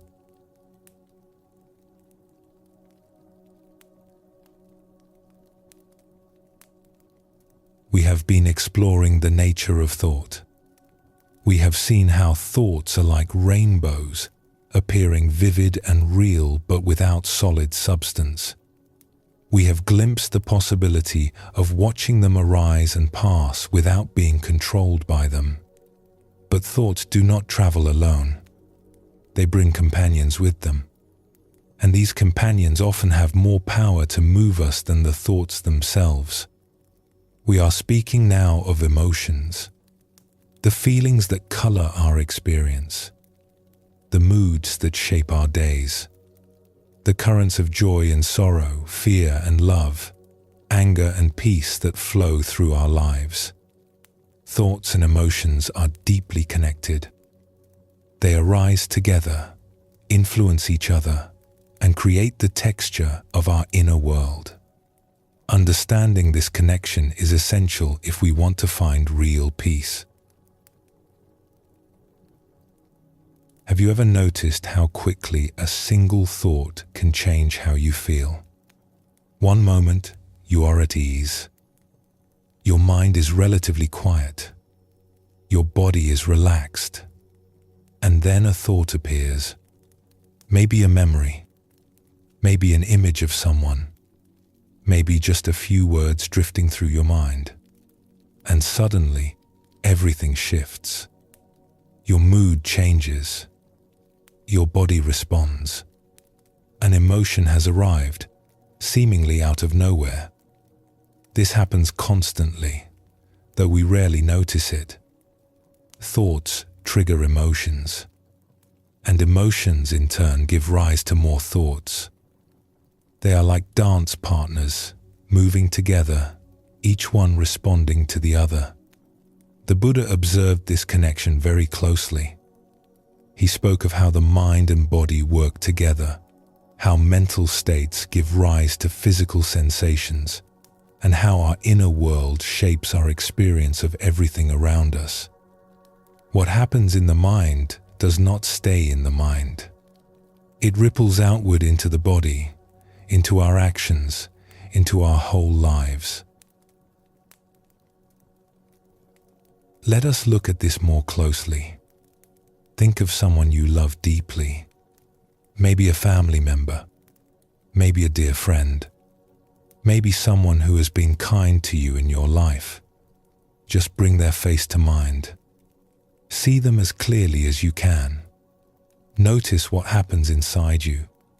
For most people, just thinking of someone they love brings a softening in the chest, a warmth, a feeling of openness and tenderness. The body relaxes a little, the heart feels lighter, and yet, this person is not here.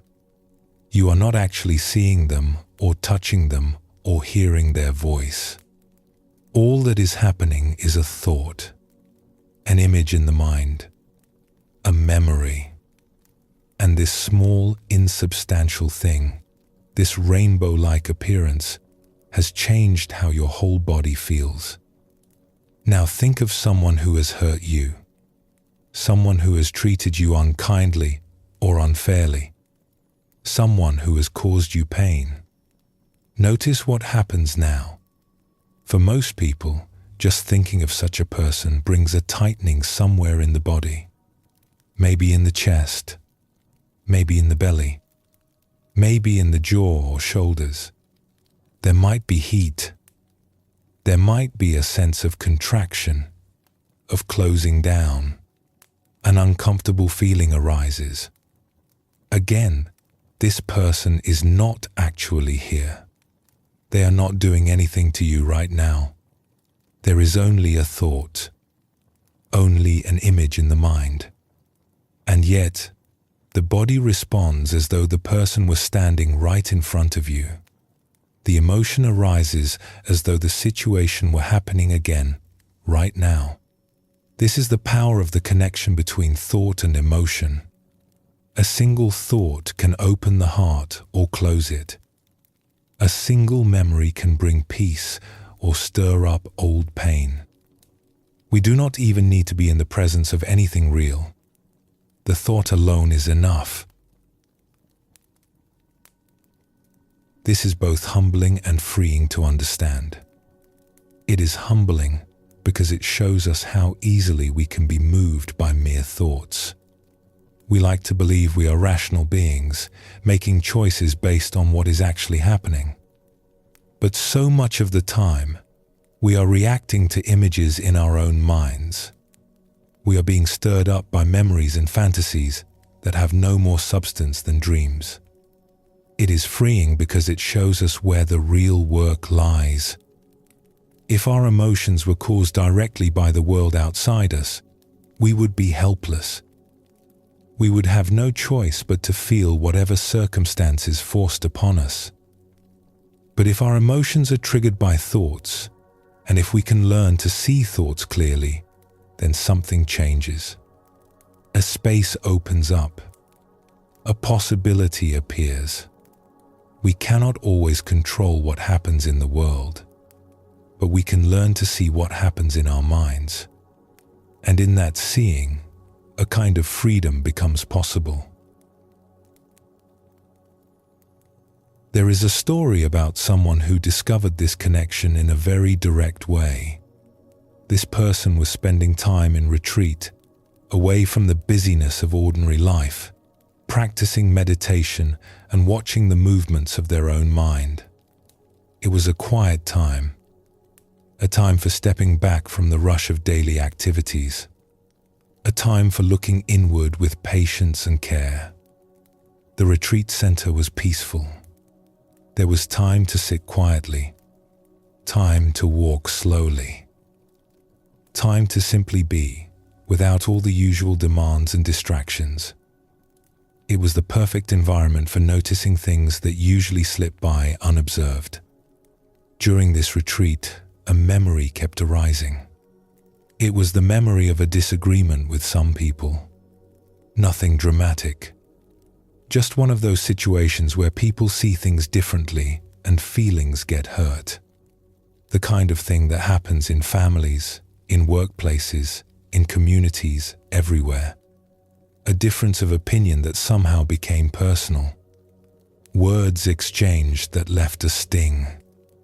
But even though this person was far away from that situation, even though nothing was actually happening, even though the disagreement was in the past, the memory kept coming back.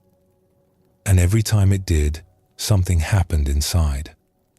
The thought would appear, the image of those people, the memory of what was said, the sense of having been treated unfairly. And immediately, within a single breath, there would be a tightening in the body, a flush of heat rising, a feeling of irritation or frustration. The emotions would arise as quickly as the thought, as reliably as a bell rings when it is struck. At first, this person just noticed this pattern with some surprise. Oh, there is that thought again. There is that feeling again. They watched it happen several times over the course of days, curious about how reliably the thought triggered the emotion. It was like watching a machine at work. Put in this input, get that output. Every single time. And then they tried something interesting. Instead of waiting for the thought to appear on its own, they deliberately brought it to mind. They intentionally thought of those people, that situation, that disagreement. They did this as an experiment, just to see what would happen. What happened next was fascinating. Even though the thought was chosen on purpose, even though this person knew exactly what they were doing, even though they were watching the whole process with clear awareness, the emotion still arose. The body still tightened. The irritation still appeared. It was as if the mind could not help itself. The pathway from that thought to that emotion was so well worn, so deeply grooved, that it happened automatically, regardless of intention. This was a profound teaching. It showed, in the clearest possible way, that emotions are conditioned. They arise from causes. When the cause is present, the emotion follows. It is not personal. It is not a moral failing. It is not a sign that we are doing something wrong. It is simply how the mind works. It is simply the nature of this human experience. And because it was seen so clearly, because this person watched the whole process with such careful attention, something began to loosen. The emotion still arose, but it no longer had quite the same grip. It was seen for what it was, a conditioned response, an automatic pattern, not the truth about the situation, not a command that had to be obeyed, just an old habit playing itself out one more time. The Buddha spoke about this conditional nature of all experience. He taught that things arise because of causes and conditions. When the conditions are present, the result follows. When the conditions change, the result changes too. This is true of emotions. They do not appear from nowhere. They do not arise without cause. They come into being when certain conditions come together. A thought arises, and an emotion follows. A memory appears, and a feeling responds. This is not random. It is not mysterious. It is simply cause and effect, playing out in the landscape of the mind. Understanding this can bring great relief. When we do not understand it, we tend to take our emotions very personally. We think, I am an angry person. I am an anxious person.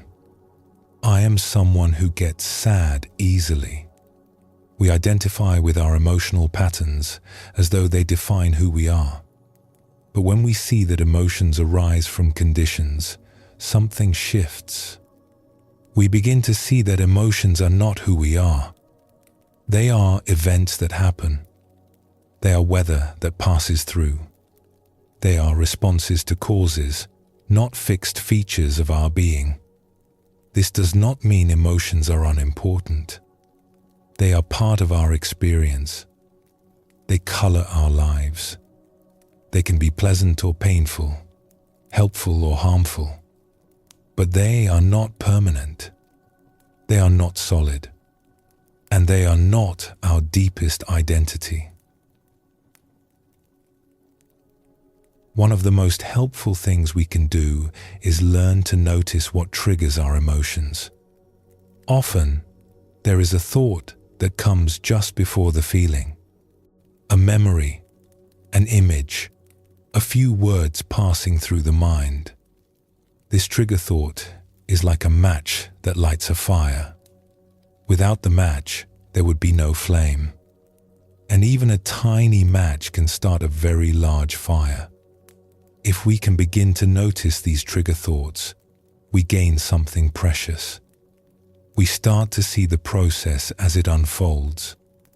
We catch the match before the fire spreads. And in that catching, we have a chance to respond differently. This takes practice. Emotions can arise very quickly. By the time we notice we are feeling something, the thought that triggered it may already be long gone. We find ourselves in the middle of an emotional storm without any idea how we got there. But with patience and gentleness, we can learn to trace back. We can ask ourselves, what was I just thinking? What image or memory passed through my mind a moment ago? What triggered this feeling? Sometimes we will find an answer. Oh, I was thinking about that conversation. That is why I suddenly feel anxious. Oh, I remembered that unkind thing someone said. That is why my mood shifted. And sometimes we will not find an answer. The trigger will have come and gone too quickly. That is okay too. We are not trying to be perfect detectives. We are simply learning to pay closer attention to the inner world. It is important to approach this exploration with kindness. We are not investigating our triggers so that we can judge ourselves for having them. We are not looking for proof that something is wrong with us. We are simply getting to know ourselves better with the same gentle curiosity we might bring to a garden or a landscape. Oh, this is how my mind works. When I think of that, I feel this. When this memory arises, that emotion follows. How interesting. How human. How completely normal. Everyone has trigger thoughts. Everyone has patterns of emotion that have been conditioned over a lifetime. This is not a flaw. It is simply the nature of being a human being with a mind and a heart. A wise teacher once said that we are not practicing to prevent thinking. We are practicing to recognize thinking whenever it arises. And we might add that we are not practicing to prevent feeling. We are practicing to recognize feeling, to see it clearly, to understand how it comes into being and how it passes away. The more we understand this connection between thoughts and emotions, the more compassion we naturally feel. Compassion for ourselves, because we see that we are not choosing to suffer. We are simply caught in conditioned patterns that arose through no fault of our own. Compassion for others, because we see that they too are caught in their own patterns, their own triggers, their own automatic responses. When someone acts out of anger, we can see that a thought triggered that anger. Something arose in their mind, and the emotion followed like night follows day. They did not choose to be angry any more than we choose the weather. They are suffering the results of conditions. This does not mean we excuse harmful behavior. Actions have consequences, and we still need to protect ourselves and others from harm. But we can hold even difficult situations with more understanding. We can see that everyone is doing the best they can with the mind they have, with the patterns they have inherited, with the conditions they face. The Buddha taught that all beings want to be happy. All beings want to avoid suffering. Even when people act in ways that cause harm, they are trying, in some confused way, to find happiness or escape pain. Understanding this does not make harmful actions okay, but it softens our hearts.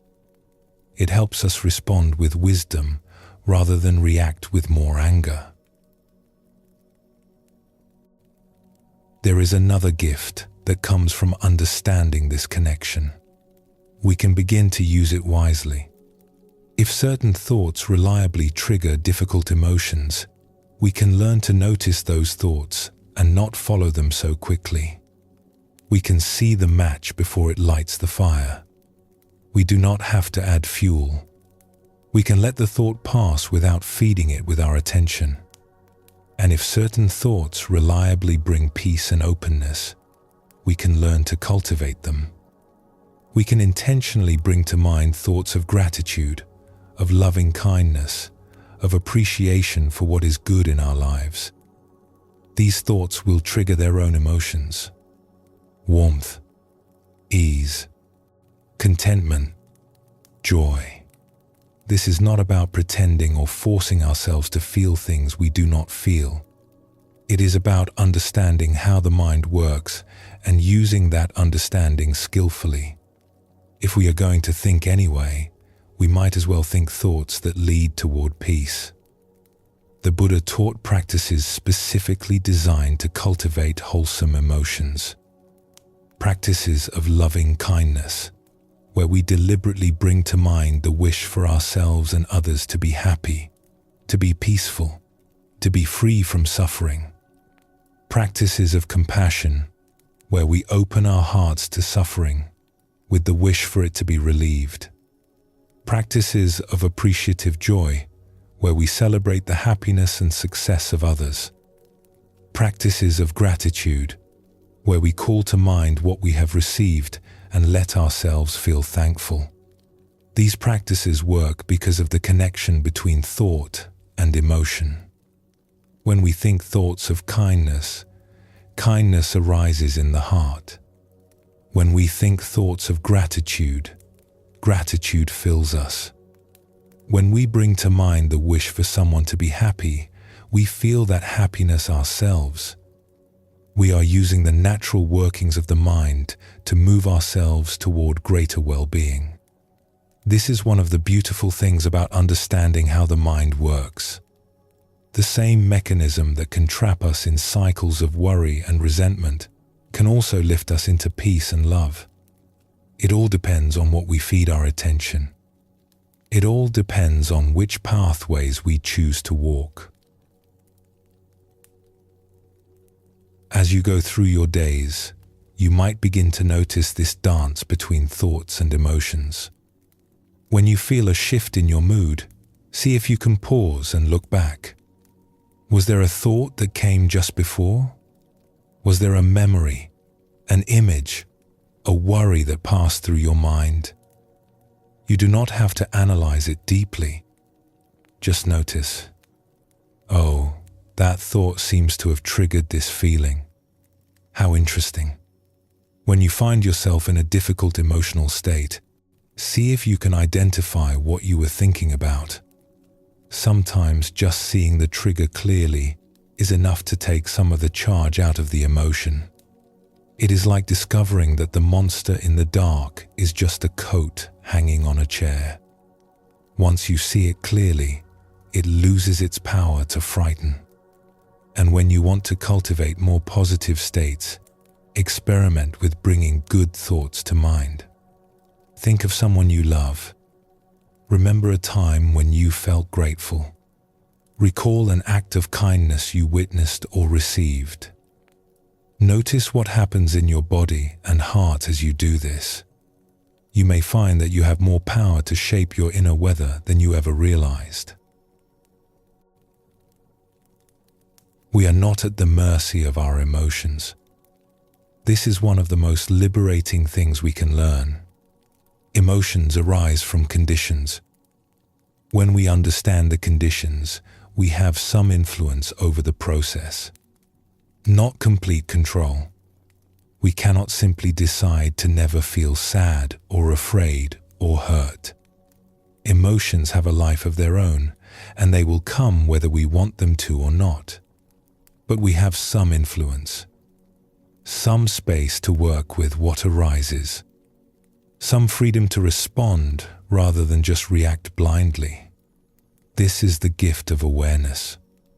This is the fruit of paying attention to our inner lives. We see how the mind works, and in seeing, we are a little less pushed around by it. We see the connection between thought and emotion, and in seeing, we find room to breathe. We find room to choose. We find room to be free. The ancient teachers called this wisdom. Not wisdom as knowledge stored in books, but wisdom as clear seeing. The ability to see what is actually happening, moment by moment, in the unfolding of our experience. This wisdom is available to all of us. It simply requires that we pay attention, that we look at our own minds with curiosity and kindness, that we become students of our own hearts. Now, let us pause for a moment.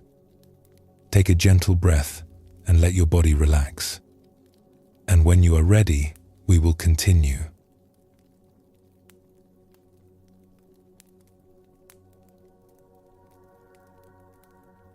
We have been exploring the hidden currents that flow between thoughts and emotions. We have seen how a single thought can trigger a cascade of feeling, and how understanding this connection can bring us greater freedom. But there is another step we must take. Noticing our emotions is important. Understanding where they come from is valuable. But something else is needed if we are to find real peace. That something is acceptance. This word can be easily misunderstood. Acceptance does not mean resignation. It does not mean giving up. It does not mean pretending we are happy when we are not. It does not mean allowing harmful situations to continue. Acceptance, in the way we are using it here, simply means acknowledging what is present. It means being willing to feel what we are actually feeling. It means dropping our resistance to this moment, just as it is.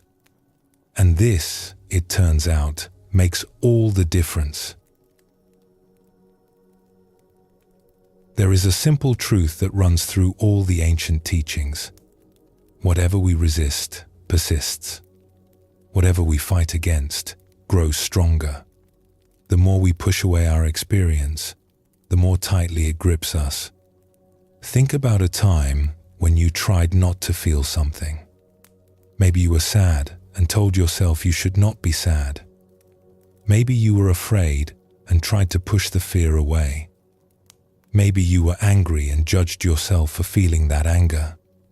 What happened? For most of us, the resistance makes things worse. The sadness does not go away. It goes underground. it becomes a dull heaviness that colors everything. The fear does not disappear. It becomes anxiety, a constant background hum. The anger does not dissolve. It becomes resentment, hardening in the heart. This is the cost of non-acceptance.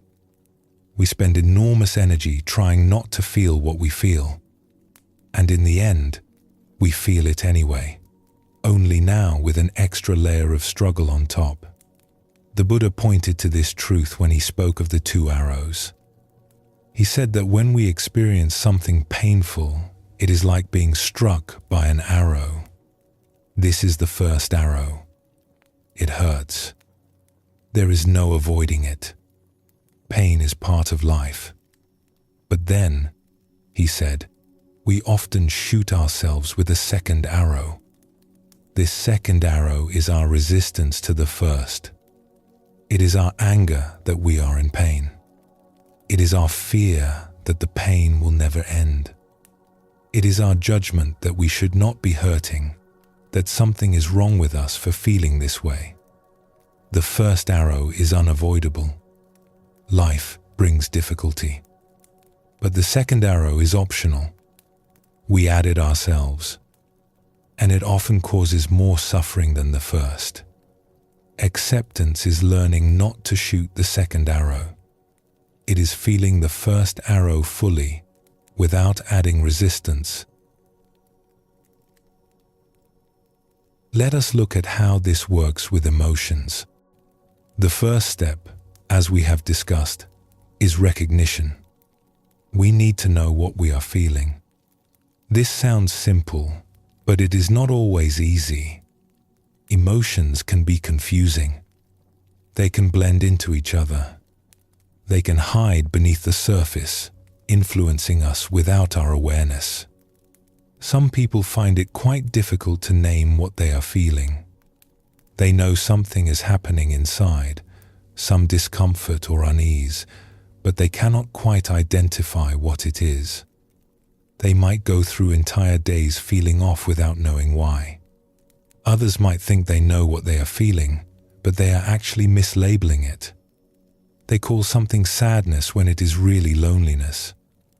They call something anger when it is really hurt. They call something anxiety when it is really excitement.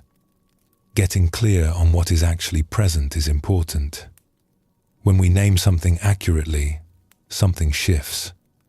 The emotion becomes less overwhelming. It becomes something we can work with instead of something that controls us. A wise meditation teacher put this beautifully. He said that when the mind is thinking or wandering, just be aware of it. Thinking is a natural activity of the mind. You are doing well if you are aware that the mind is thinking. The same is true of emotions. When the heart is feeling something, just be aware of it. Feeling is a natural activity of the heart. You are doing well if you are aware of what you are feeling. That awareness itself is a form of wisdom. There is a story about someone who learned this lesson in a surprising way. This person was on retreat at a quiet place in the countryside. The days were spent in meditation, walking slowly, eating in silence, watching the movements of the mind and heart. One day, a heaviness settled in. A grey feeling, a sense of being weighed down. This person thought, I am feeling sad. And with that thought came other thoughts. Why am I sad? I should not be sad. I came here to find peace, and instead I am sad. Something must be wrong. This went on for some time. The heaviness persisted. The thoughts about the heaviness made it worse. There was resistance. There was struggle. There was a tightness around the whole experience. Finally, in a moment of clarity, this person decided to look more carefully. What is this feeling, really? Not what I think it is. Not what I have labeled it, but what is it actually? And upon closer inspection, something became clear. This was not sadness. Not exactly. It was more like general unhappiness, a kind of dissatisfaction, a vague sense of things not being right. Sadness and unhappiness might seem like the same thing, but they are subtly different. Sadness has a quality of depth to it. Unhappiness is more like a surface disturbance. When this person recognized the difference and named the feeling accurately, something released. Oh, this is unhappiness. Just unhappiness. Nothing deeper. Nothing more dramatic. With that accurate recognition, the resistance dropped away. The feeling was still there, but it was no longer being amplified by the struggle against it. It could simply be present. And because it could be present, it could also pass, which, in time, it did. The second step, after recognition, is acceptance. And this is where we often get stuck. Even when we know what we are feeling, we often do not want to feel it. We have ideas about how we should feel. We have judgments about certain emotions being good and others being bad. We have a deep habit of pushing away what is unpleasant and grasping at what is pleasant. But here is what the wise ones have discovered. Our attitude toward our experience is often more problematic than the experience itself. The same meditation teacher who spoke about awareness put this very directly. He said that if you feel disturbed by thoughts, or if you have a reaction or judgment about them, there is a problem with your attitude. The wandering mind is not the problem. Your attitude that it should not be wandering is the problem. This is true for emotions as well. Fear itself is not necessarily a problem. It is a natural human experience. But our reaction to fear, our judgment that we should not be afraid, our shame about feeling afraid, that adds suffering. Anger itself is not necessarily a problem, but our resistance to anger, our belief that good people do not get angry, that creates knots. Acceptance means letting go of the argument with reality. It means allowing this moment to be as it is, including whatever emotions are present. It means dropping the should and the should not, and simply being with what is. There is another story that illustrates this beautifully. Someone was practicing at a monastery in a busy part of the world. The monastery itself was old and peaceful inside its walls. Ancient trees provided shade. A small garden offered a place for walking meditation. Everything within the grounds spoke of quietude. But just outside the monastery walls, daily life continued. The world does not pause just because people inside are seeking stillness. This person's small room happened to be near a village on one side, where the sounds of daily chores would drift in each morning. On the other side, some construction was happening within the monastery grounds. So there sat this practitioner, hoping for silent meditation, while the sounds of ordinary life continued all around. At first, there was frustration. The mind filled with thoughts like, how can I possibly practice with all this going on? I came here for peace, and instead I hear all this activity. The mind began to complain. The body tensed. And interestingly, the more the sounds were resisted, the louder and more intrusive they seemed to become. This went on for some days.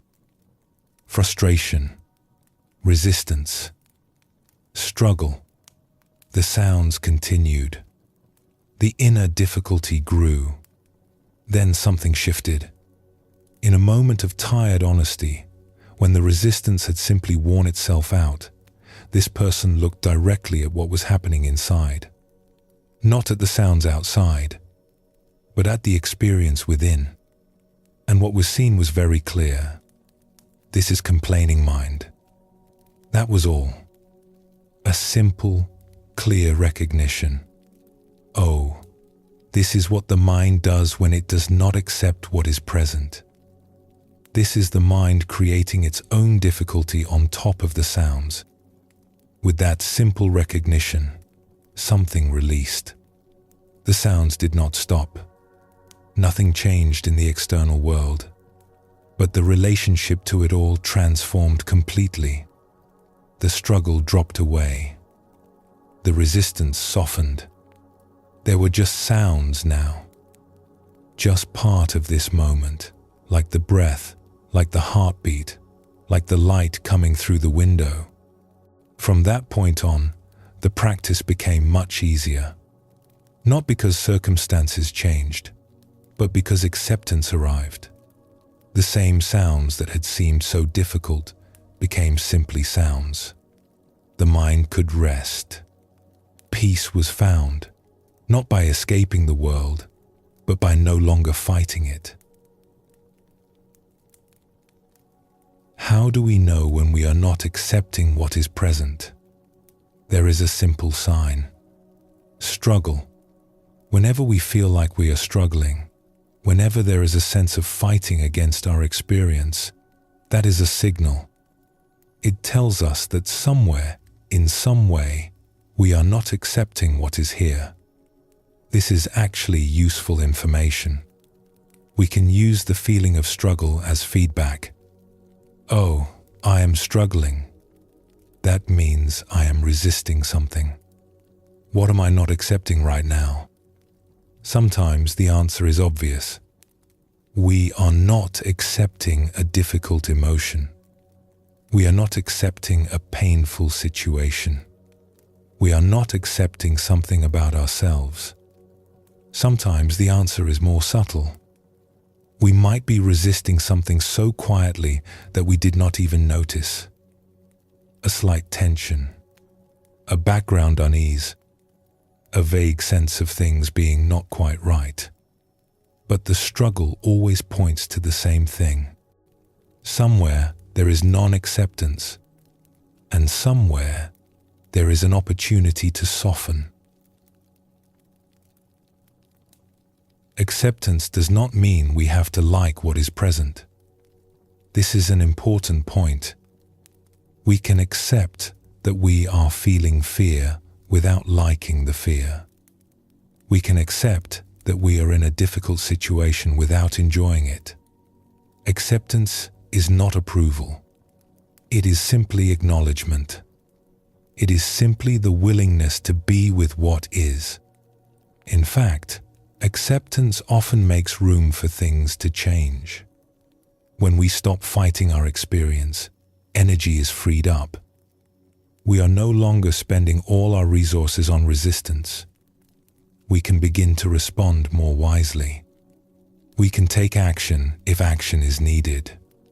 We can ask for help if help would be useful. We can simply wait if waiting is what the situation requires. Acceptance is the ground from which wise action grows. It is not passivity. It is presence.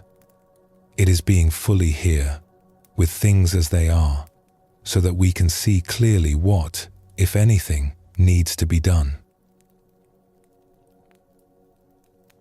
There is one more story worth sharing here.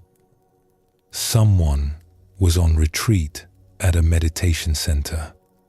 At mealtimes, the food was served buffet style. People would walk along a table, serving themselves from various dishes. One day, there was a dish that this person particularly liked. Something delicious. And next to the dish was a small sign that said, "Moderation, please." Now, this person understood what the sign meant. The dish was limited. Everyone should take only a reasonable portion so there would be enough to go around. But in the moment, standing there with the serving spoon in hand, a different kind of reasoning arose. Well, what exactly is moderate? Surely a little more than this would still be moderate. And a little more than that. And so, knowing it was not quite right, this person took more than a fair share. Not a huge amount, but definitely more than moderate. Walking away from the table, there was a feeling, something not quite settled, a slight discomfort. At first, this person tried to ignore it, tried to justify the action. It was not that much. Others probably took more. It is not a big deal. But the feeling persisted. And finally, this person looked at what was actually happening. Oh, there is desire here. That is what drove the action. And now there is something else. What is this? It feels like shame. A little embarrassment at having given in to greed. Just seeing it clearly, naming it accurately, brought relief. Yes, there was desire. Yes, the desire was followed. Yes, there are uncomfortable feelings as a result. This is how the mind works. This is how actions have consequences. Nothing terrible. Just something to notice. Just something to learn from. The discomfort passed. What remained was a little more self-knowledge, a little more humility, a little more understanding of how desire operates and what it feels like when we act from it. Sometimes we do not recognize or accept our emotions because they are painful. The heart closes down to protect itself. It is like a hand pulling back from a flame. This is natural. It is a kind of wisdom, actually. If something is too overwhelming, too intense, too much for us to bear in the moment, we need to be able to step back. We need to create some distance. We need to not be flooded and swept away. The heart knows how to protect itself. This is something that developed over a long time. It is built into us. When pain threatens to overwhelm us, something closes. A wall goes up. We go numb for a while. This gives us time to gather our resources, to find our footing, to prepare to meet what is difficult.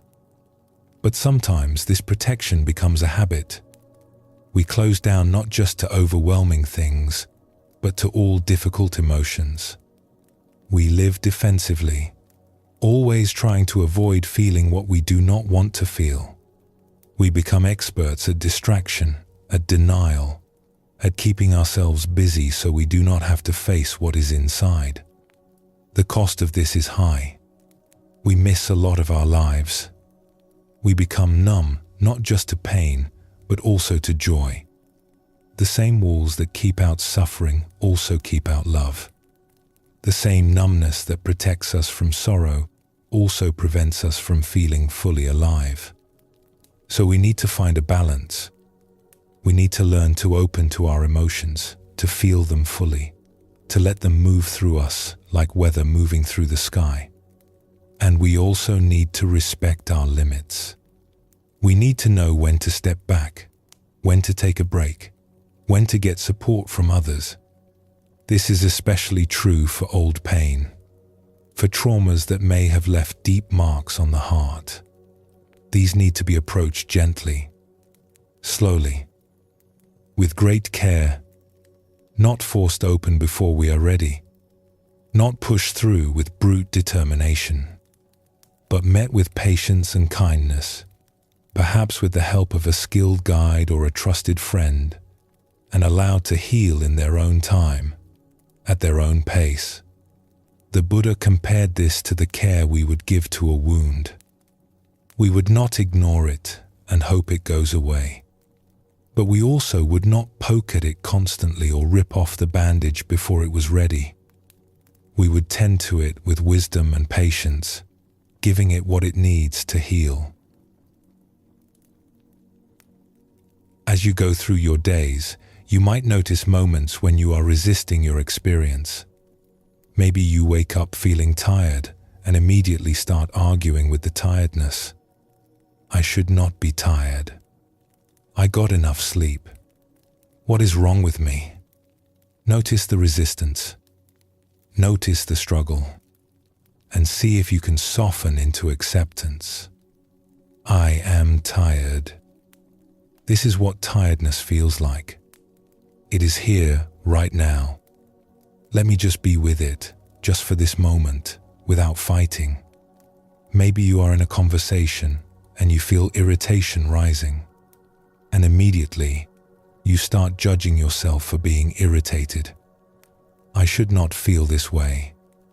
This is not very spiritual of me. Notice the second arrow and see if you can simply accept the irritation. It is here. It arose from conditions, as we explored before. Let me feel it, let me know it, without adding judgment. Acceptance is not something we do once and then are done with. It is an ongoing practice, a continuous softening, a repeated willingness to be with what is. And each time we accept, even for a moment, something eases. The struggle drops away, even a little. The peace that is always present beneath the surface begins to show itself. The ancient teachings promise that this acceptance leads somewhere beautiful. When we stop fighting our experience, when we allow things to be as they are, we discover that we are bigger than any emotion. We are vaster than any thought. We are the awareness in which all of this arises and passes. We are the ocean, not the waves. This does not mean we become cold or distant from our experience. Quite the opposite. Acceptance allows us to feel more fully, not less. It allows us to be intimate with our lives instead of always holding them at arm's length. The Buddha taught that there is a peace that comes from acceptance, not a peace that depends on everything being perfect, not a peace that requires certain conditions to be met, but a peace that is available in any moment, whenever we stop struggling and simply allow what is. This peace is your birthright. It is always here. It does not need to be created or achieved. It simply needs to be uncovered. And acceptance is how we uncover it. Now, let us pause and rest. Take a gentle breath. And when you are ready, we will continue this journey together.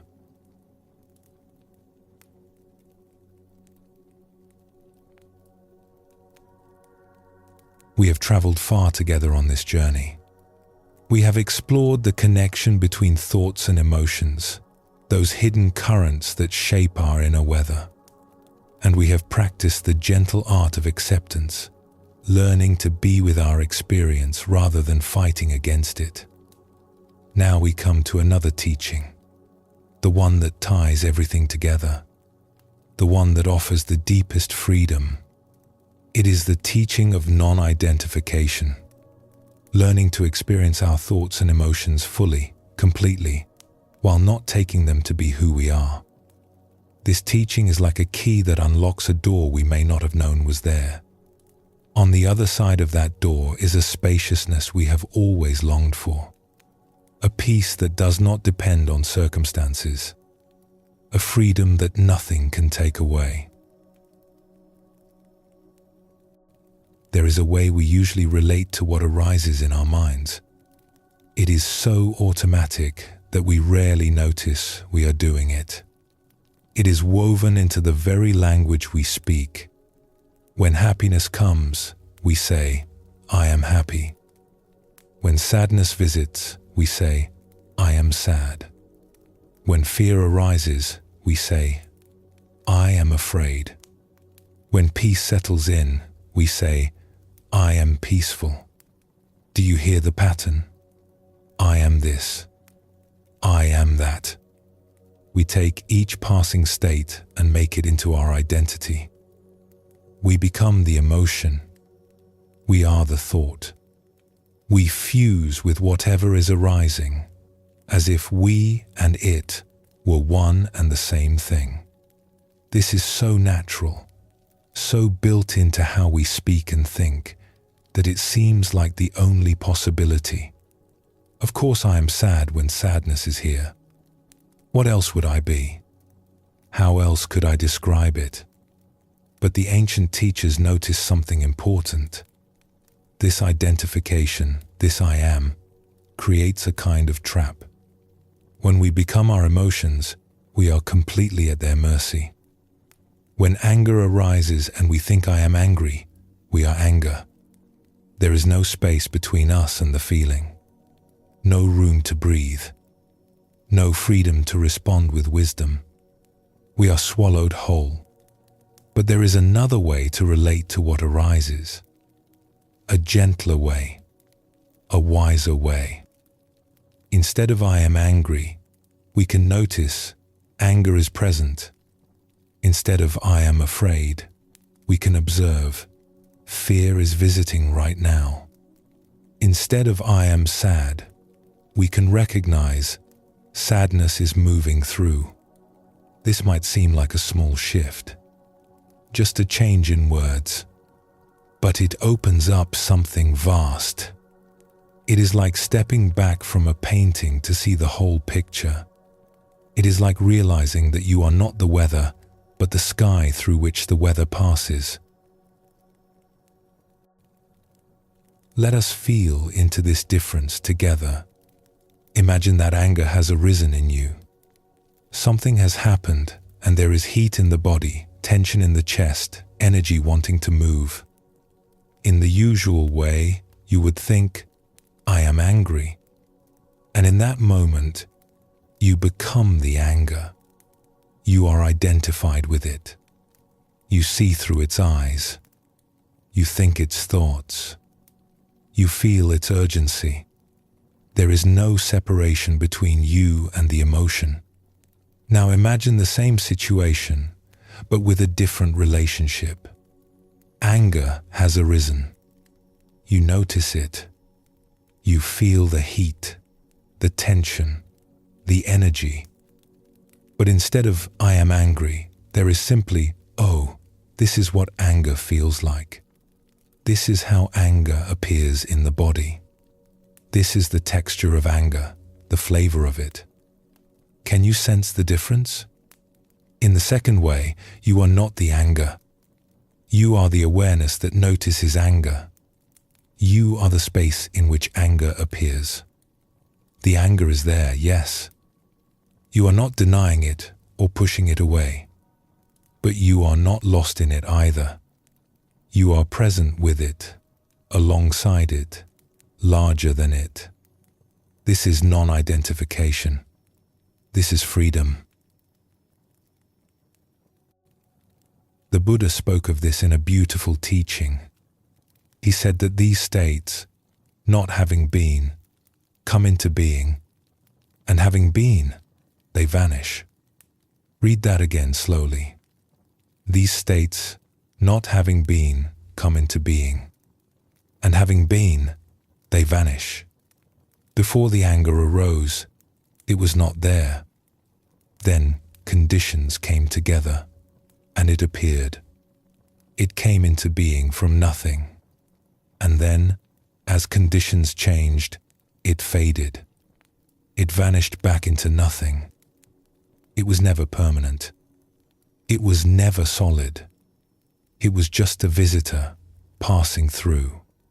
The Buddha continued, regarding these states, abide unattached, unbound, free, unattached, not clinging to pleasant states, not pushing away unpleasant ones, just allowing everything to arise and pass in its own time, unbound, not tied to any particular state, not defined by what happens to be present. free to be at peace, whether joy is here or sorrow, whether calm is here or restlessness. Free. This is the promise of non-identification, not freedom from experience, but freedom within it. The freedom to feel everything fully while remaining spacious and at ease. There is a beautiful image from the Tibetan teachings that captures this perfectly. Imagine clouds wandering through a vast open sky. Great white billowing clouds, or soft wispy ones that look like feathers, or grey clouds that promise rain. Watch them drift across the endless blue expanse. See how they move, how they change, how they never stay the same shape for very long. Now, the teaching says, clouds that wander through the sky have no roots and no home. Let that sink in for a moment. Sit with it. Clouds have no roots. They are not attached to anything. They do not grow from the ground like trees. They do not have foundations like houses. They simply appear when conditions come together, moisture and temperature and wind creating the right circumstances. And they drift along, changing shape, changing size, sometimes joining with other clouds, sometimes breaking apart, until eventually they dissolve completely. They had no roots holding them in place. They have no home to return to. They simply were, for a while, and then they were not. And here is the teaching. Thoughts and emotions are exactly the same. They have no roots. They have no home. They appear out of nothing when conditions come together.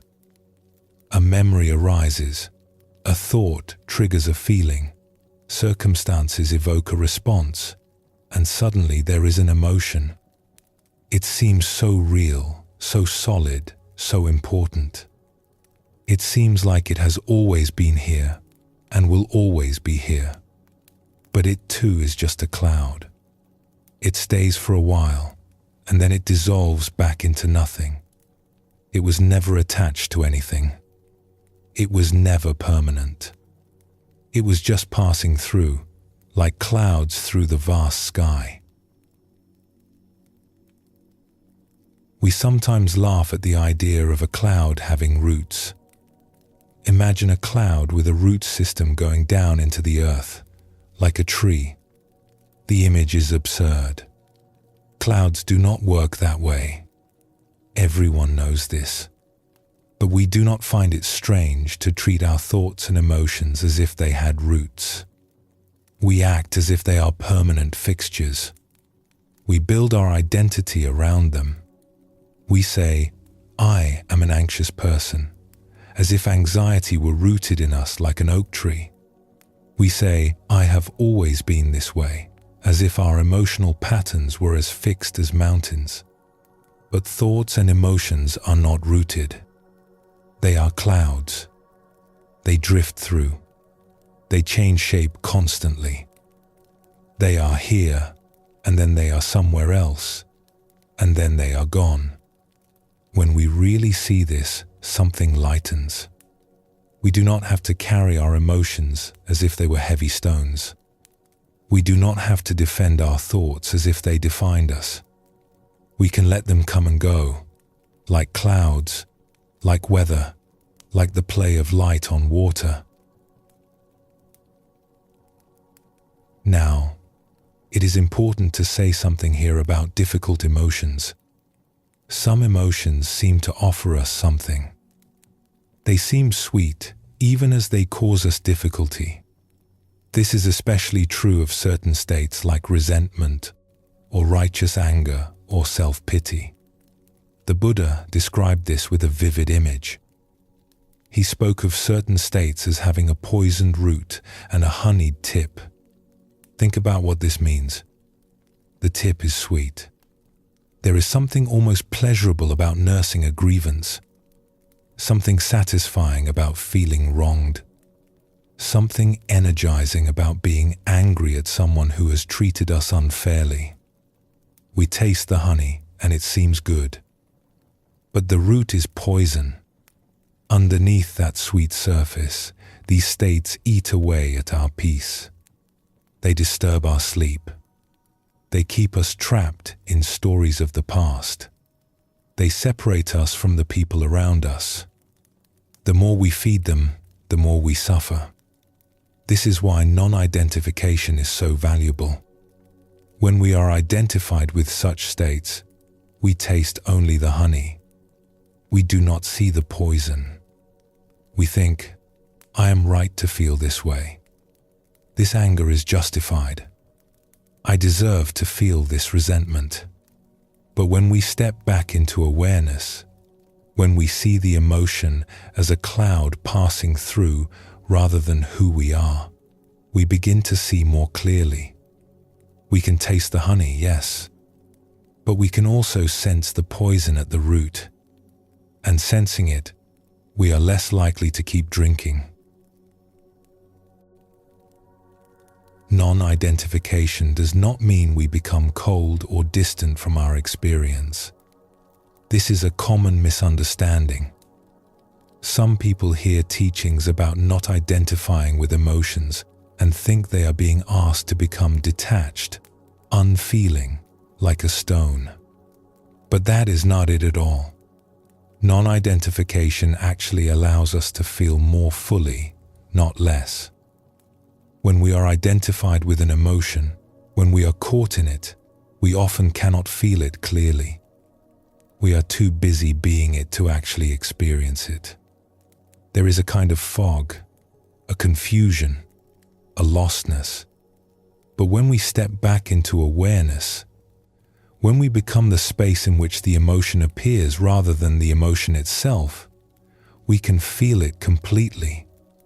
We can sense its texture, its temperature, its movement.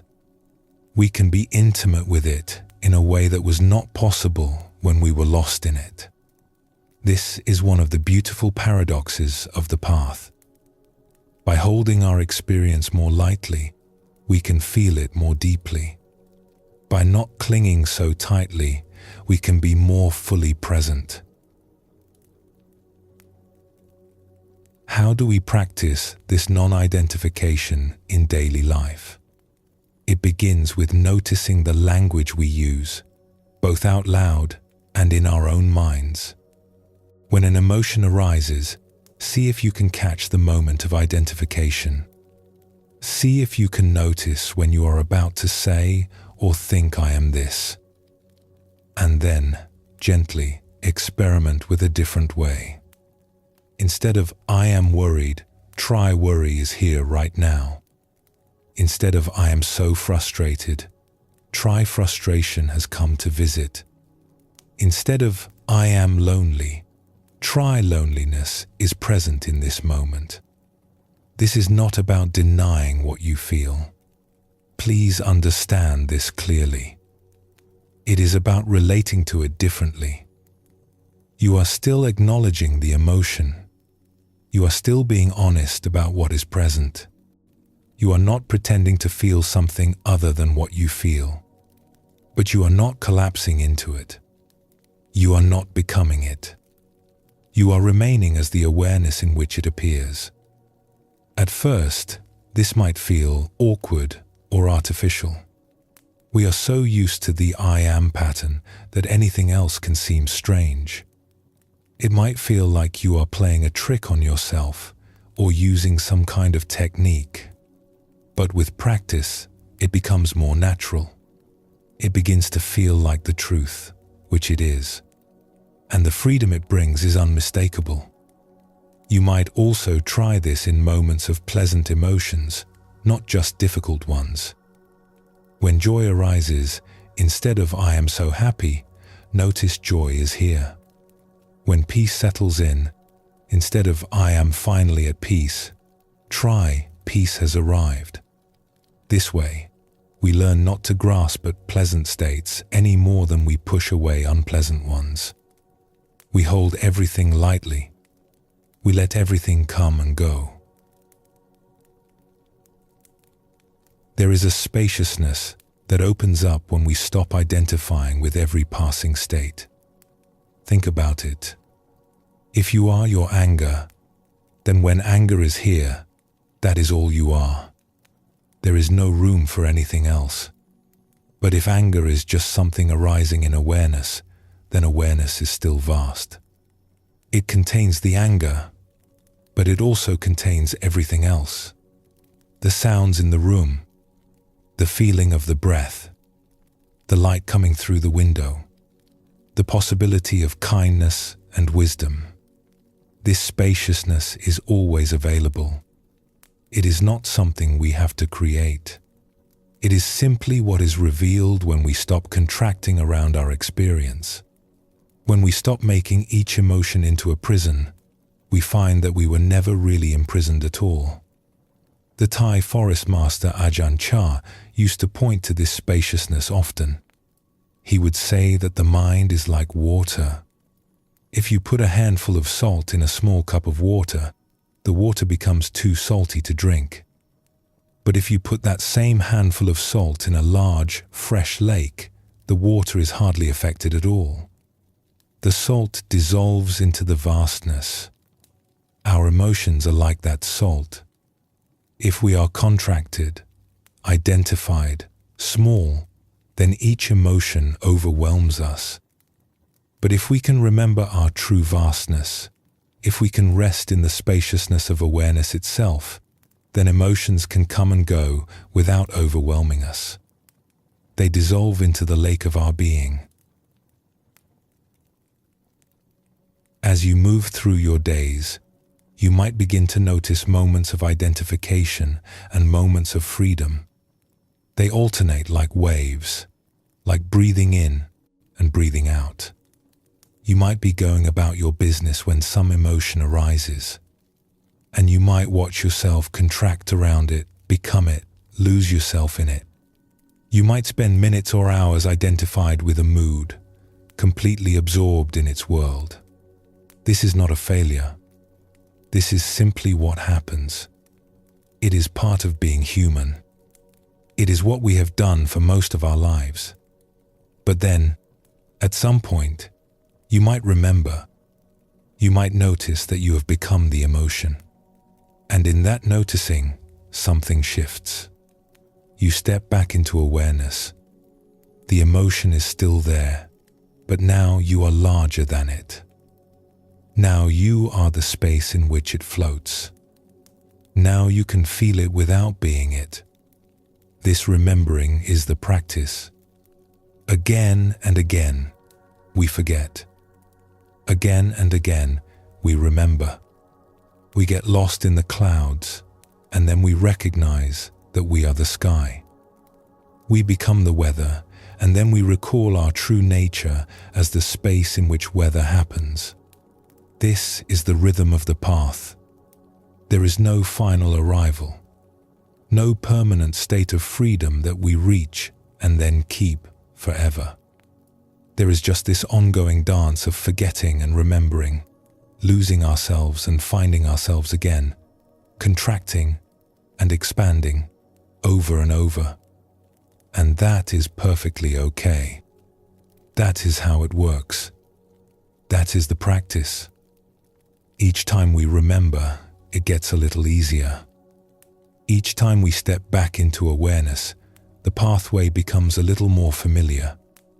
We are training the heart, as we spoke of earlier.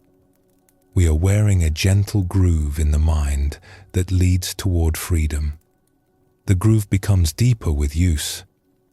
The way becomes clearer. The remembering comes more quickly. The great teachings tell us that this freedom is our true nature. It is not something we have to achieve or earn. It is not a prize at the end of a long journey. It is not something far away that we must travel great distances to reach. It is here, now, in this very moment. It is the awareness that is receiving these words. It is the presence that is feeling the breath, hearing the sounds, sensing the body. It has always been here. in every moment of your life, even when you did not notice it. It will always be here. It is what you are, beneath all the passing clouds, beyond all the changing weather. The Zen masters often pointed to this with humor and simplicity. They would say things like, "What you are looking for is what is looking. The awareness you seek is the awareness with which you seek. There is nowhere to go. There is nothing to find. There is just this, always this, right here, right now. The clouds will keep coming. That is their nature. As long as we are alive, thoughts will arise and emotions will visit. Some will be pleasant, bringing warmth and ease. Some will be difficult, bringing challenge and discomfort. This is the texture of human life. It will not stop until we are no longer alive. But we do not have to be tossed around by every cloud. We do not have to become every passing state. We do not have to suffer every shift in the weather as if our very existence depended on it. We can rest in the sky. We can be the awareness in which everything appears and disappears. We can hold our experience with gentleness and wisdom, feeling it fully while remaining free. This is the gift of these teachings. This is the fruit of all we have explored together. Not an escape from life, but a deeper presence within it. Not a suppression of feeling, but a greater capacity to feel. Not a cold detachment, but a warm and spacious embrace of everything that arises. Now, let us rest here in this spaciousness. Feel your body just as it is. This is where freedom lives. When you are ready, we will continue walking this path together.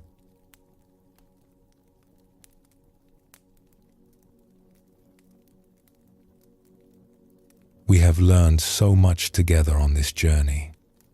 We have discovered how to watch the waterfall of the mind without being swept away.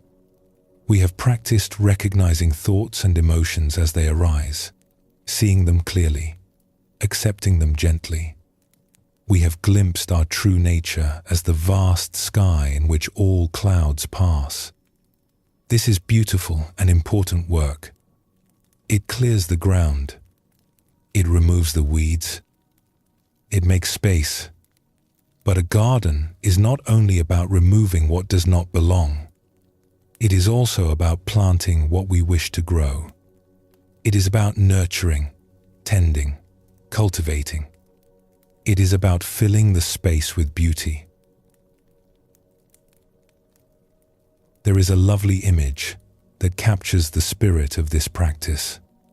Imagine that the heart is a garden. Over the years, many seeds have been planted there. Some are seeds of kindness, patience, generosity. Others are seeds of fear, resentment, grasping. All of them are waiting in the soil.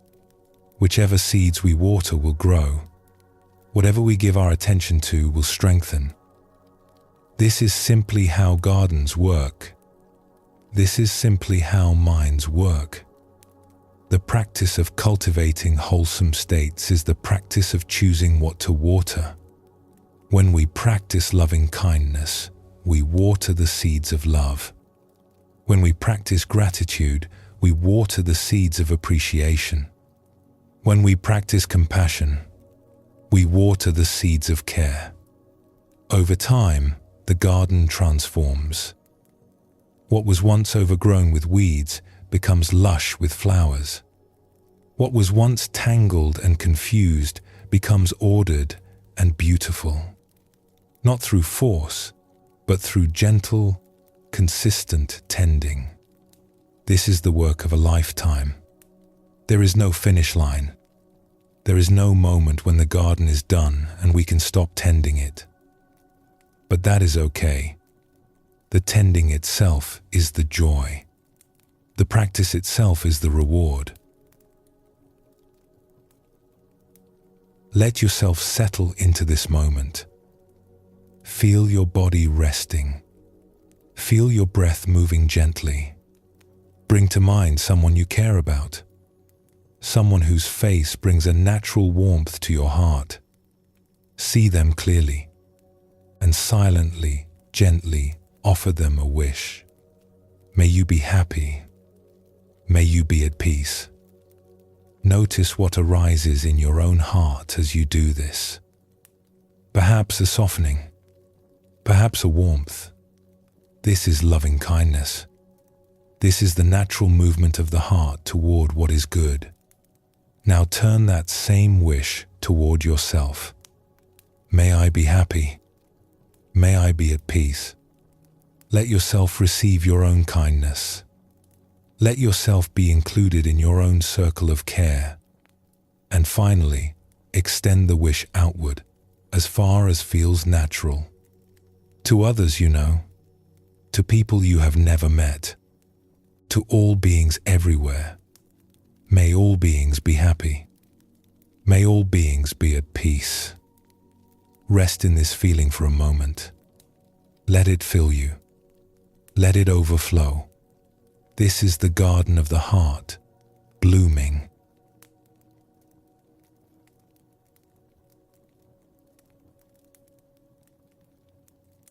And so we come to the end of our time together. We have walked a gentle path through the landscape of the mind and heart.